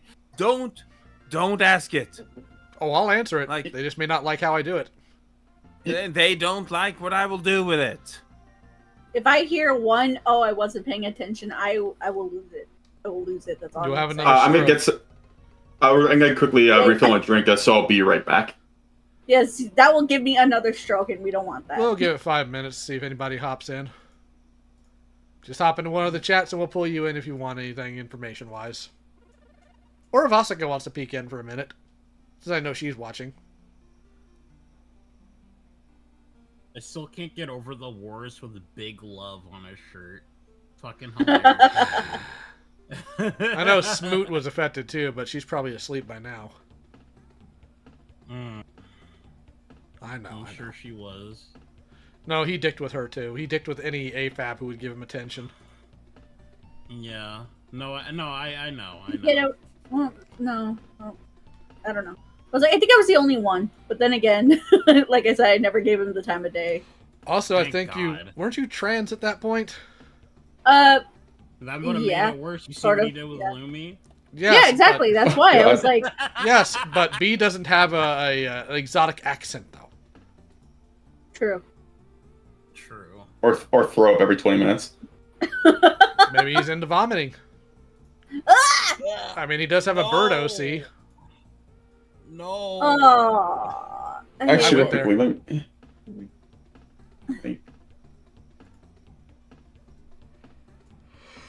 Well, then hop in one of the random calls, Buddha, and I'll pull you in. Don't just sit there in the chat and say, I want to talk. Dork.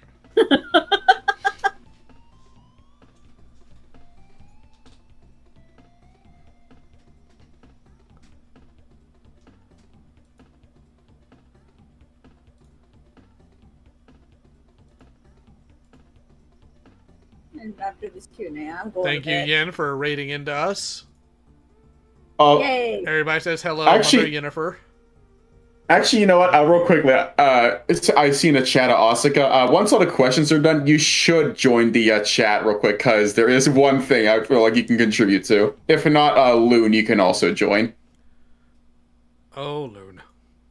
Because I have there's something I want to do that I need one of them for. I'm in your office. How are you in my office? I'm in your fucking walls. Buddha, you're not in my office. You're not in any gout calls. What? What?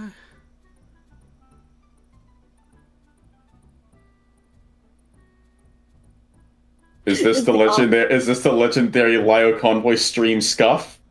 No, because if it I were, know. somebody would be able to see this person. Is the office in the room with us? Just join like the gaming chat or the gay tail or whatever.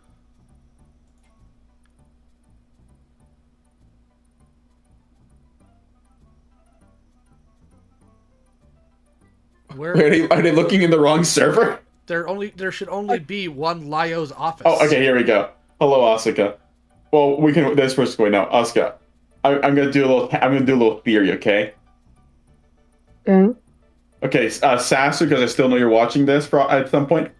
Here's the main big difference between you and I. Hi, Asuka. Yes. And notice how I said hi to a woman and she didn't immediately throw up at Sassu? That's the difference between you and I. Oh, you dick.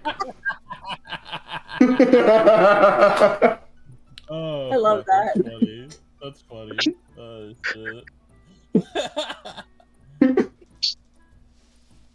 That's all. Yeah, I mean, you can stick around if you want or not. Can confirm Baiji is better than Sassu. It's not much of a bar, but thanks. Yeah, I was like, that's not that high of a bar.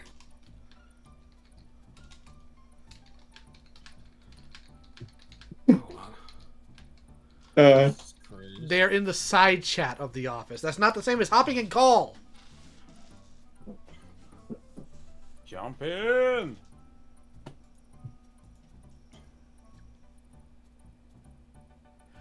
Buddha hops in literally any call other than the office itself, and we can drag you in. I'm gonna keep it real. I don't think we can call you Boomer or Grandpa anymore. Bomberman $2. I have a DM. I have DM you something, Lion Man. Okay. You can literally just go into friggin' Finally. gaming. Finally, There. dang it! There he is. Hello, Buddha. You struggle with instructions, Okay, huh? can you hear me now? Yeah, we can hear you. Hmm?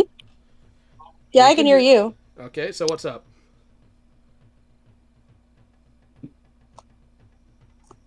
Yes. Hello? You had questions about Sassu?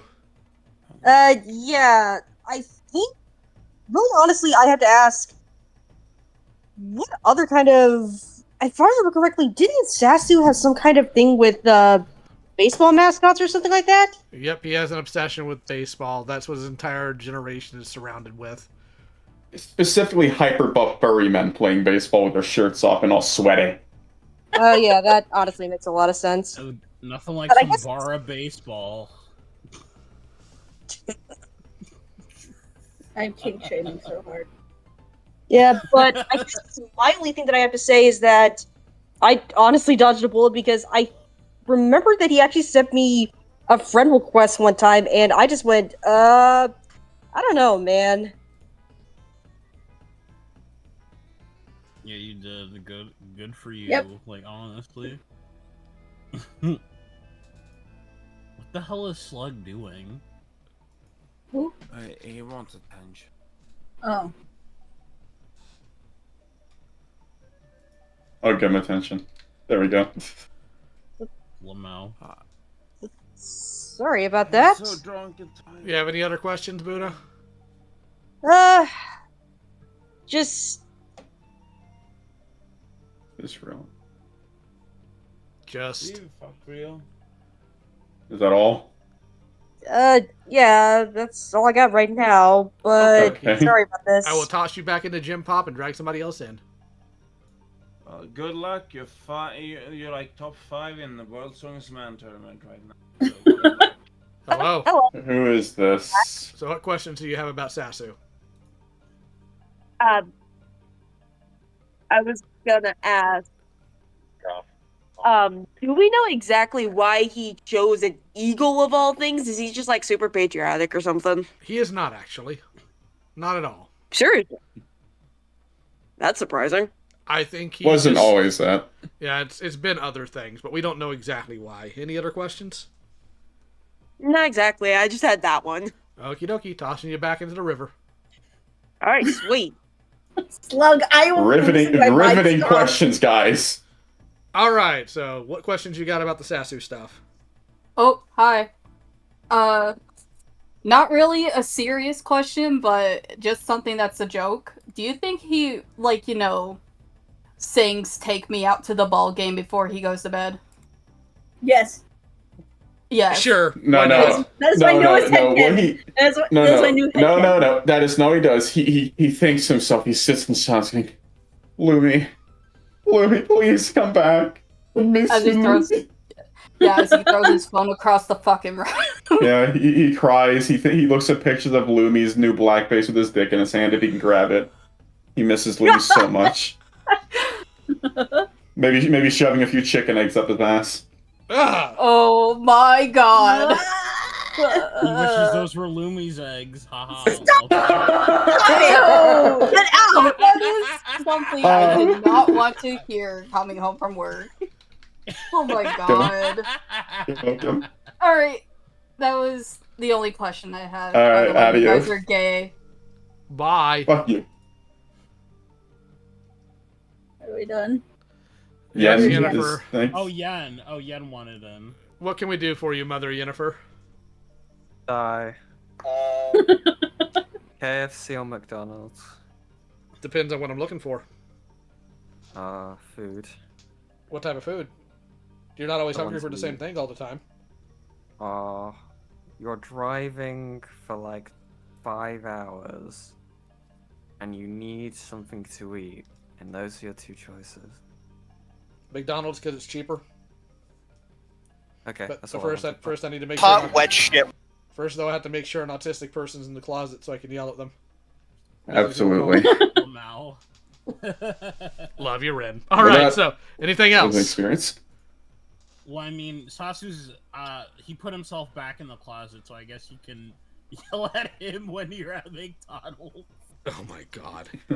I can hear I'm totally online. Yes, I am eternally honest. And then his mom's sitting there like a freaking cryptid, sitting outside of his closet listening to the call.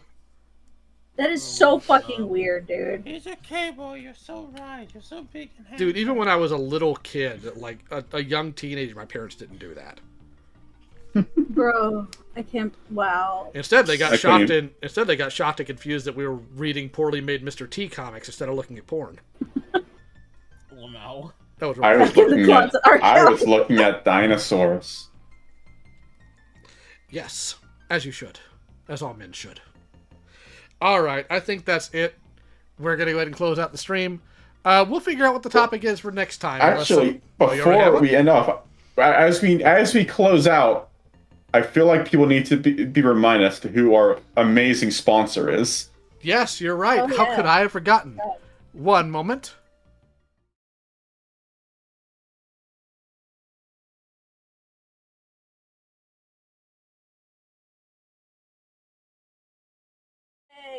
For some reason, it's not pulling it up. This is really weird. It's never done this before. You have angered. Good luck I- to all I of you. guess I have. I wish you all the best luck. I Hold need on. to go to bed now. It's Later, 6 let's try a.m. this for one. me. I interrupt this program for a very special announcement. Did you ever wish you were like me? A powerful ninja? Fool! You could never be like me. You are much too weak. But you could get close. How? With today's sponsor, bathinmymilk.com. After a hard day of slaying my pathetic enemies, there is nothing better than enjoying a luxurious soak to regain my full ninja might. As you can see here, I am enjoying such a revitalizing experience. This company, which I'm sure Cobra will soon take over, offers the following types of milk: whole, skilm, goat, oat, and even dolphin milk. Yes, ninja in training, for they are also mammals. However, if you wish to be a powerful ninja, second only to me, you must bathe in low cow milk, as it is taken directly from their udders, specifically this week low cow. What is that? You haven't seen me in this tub the whole time? Of course not, fool, for I am ninja. You will not see me until I allow you to, and then it will be too late. 4 out of 5 ninja agree that Bathe in My Milk's product is the path to greatness. Why not the 5th ninja, you ask? Was he slain for the dishonor of disagreeing with me? No, Gaijin! He was killed during a mission by a samurai. For no ninja would dare disagree with me. Simply go to bathinmymilk.com and email the site owner with an order. Use code NINJA to pay an extra 50% for your order. What, you wanted a discount code? Fool! A true ninja lives for adversity. bathinmymilk.com. Buy it, or my blades will be the last thing you see. Don't miss the super androids that fly on wings of silver and fight with nerves of steel. The mighty Silverhawks. Afternoons at 4. Thundercats! Ho! Thunder excitement is flying at you this fall when the Thundercats tear into action. Let's cut those mutants down to size. Get ready to strike a blow for justice this fall with the mighty Thundercats.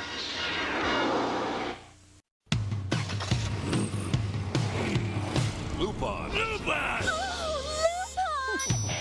That man is a notorious thief who works all over the world! Let's go meet this treasure that's soon to be ours.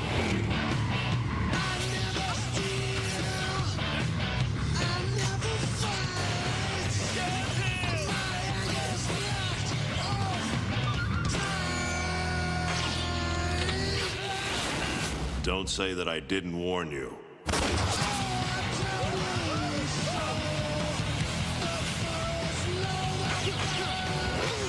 Stop that woman! You can't fool me! You're planning something again! Jeez, Cops, can't get anything past you. He'll steal your heart, and then he's coming for everything else. Lupin the Third, premiering next Saturday night at 2. Take it off. That'll be my pleasure! Only Tsunami on a... ビーストウォーズセカンド最大の敵がついに目覚めたライオンコンボイ変身新司令官の登場だガルマトロントランスフォーム破壊大帝驚異の三段変形ライオン台風史上最大の対決に君も参加せよだからトランスフォーマービーストウォーズ If one is born a man, at least once in his life, he will dream of becoming the strongest man alive. Are you surprised at all? This is Orochi-style karate.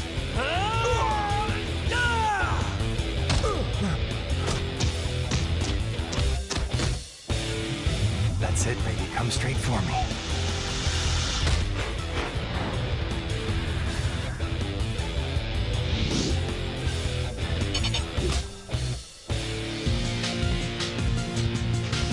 Your training has paid off most impressively. I'd be happy to reward you now for all the progress you've made. He could never acquire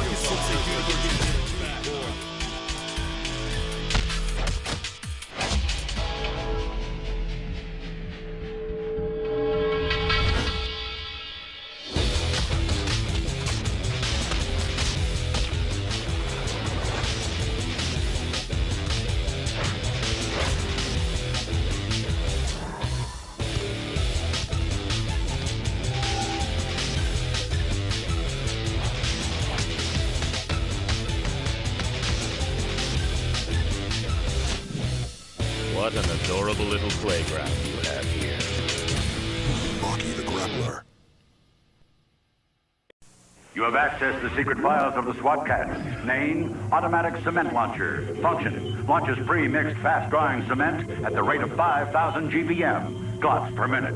Very effective at freezing monsters right in their tracks. Ending transmission. You have accessed the secret files of the SWAT Cats. Name, Jake Clausen. Occupation, garage mechanic. Alias, Razor. Real job, SWAT Cat. Designs gadgets to capture bad guys. Goal, protection of Mega Cat City. Favorite expression, bingo. Ending transmission. Meet St. Canard's Most Wanted. Eat wattage, Starkling! There's Megavolt, criminal circuit breaker. It's playtime! Quacker Jack, fiendish felon. Bushroot, experiment gone haywire. I'm really not sinister, just misunderstood. And diabolical evildoer, Nega Duck. A rotten kind of guy! And only one superhero can stop them. The original, Mr. Fix-It! Get him! Darkwing Duck. A new Optimus Prime is here. I'll transform Optimus! Power Master Optimus Prime, greatest leader of his time. It's great to be back. Now Optimus Prime is back as a Power Master. He only transforms when his Nebulon becomes his engine. Power Master Optimus Prime. Look! Optimus is transforming into a super robot! Power Master Transformers. They've got the power to surprise.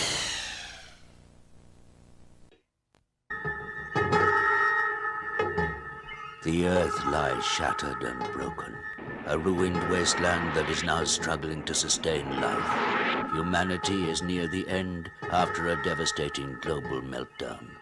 The oceans have been boiled away in nuclear fire. The land is charred and disfigured, saturated with deadly toxins. Life is a nightmarish struggle. The radiation levels have created hideous, mutated human savages. Mentally deranged, they roam in search of food and water. Gruesome violence brings terrible death to those who encounter these murderous mutants. It is an orgy of chaos, madness on a global scale. Savagery knows no limits. There are no nations, no laws, no order. In this grim reality, the forces of good and evil are once more preparing to fight for the future of mankind. Far, far away, a star shines out from the blackness of space. A beacon for the lost, a symbol of hope, an unfailing comfort to those on a journey. Known as the North Star, it has, through the ages, meant many things to many men. Under this eternal light walks the namesake of this star, a man of power and purity. A living beacon of hope, destined to bring light into the darkness. He is a feared man, spoken of in hushed tones. A legendary fighter, able to call on secret powers. Violence is met with worse violence as Ken destroys the forces of his evil half-brother. Heads roll, bodies fall, and the earth runs red as Ken draws ever nearer to Shin's stronghold in the city of the Southern Cross. The scene is set for an epic struggle between good and evil. What Shin started cannot be stopped. Many will die trying. Many will run. But there is only one Fist of the North Star.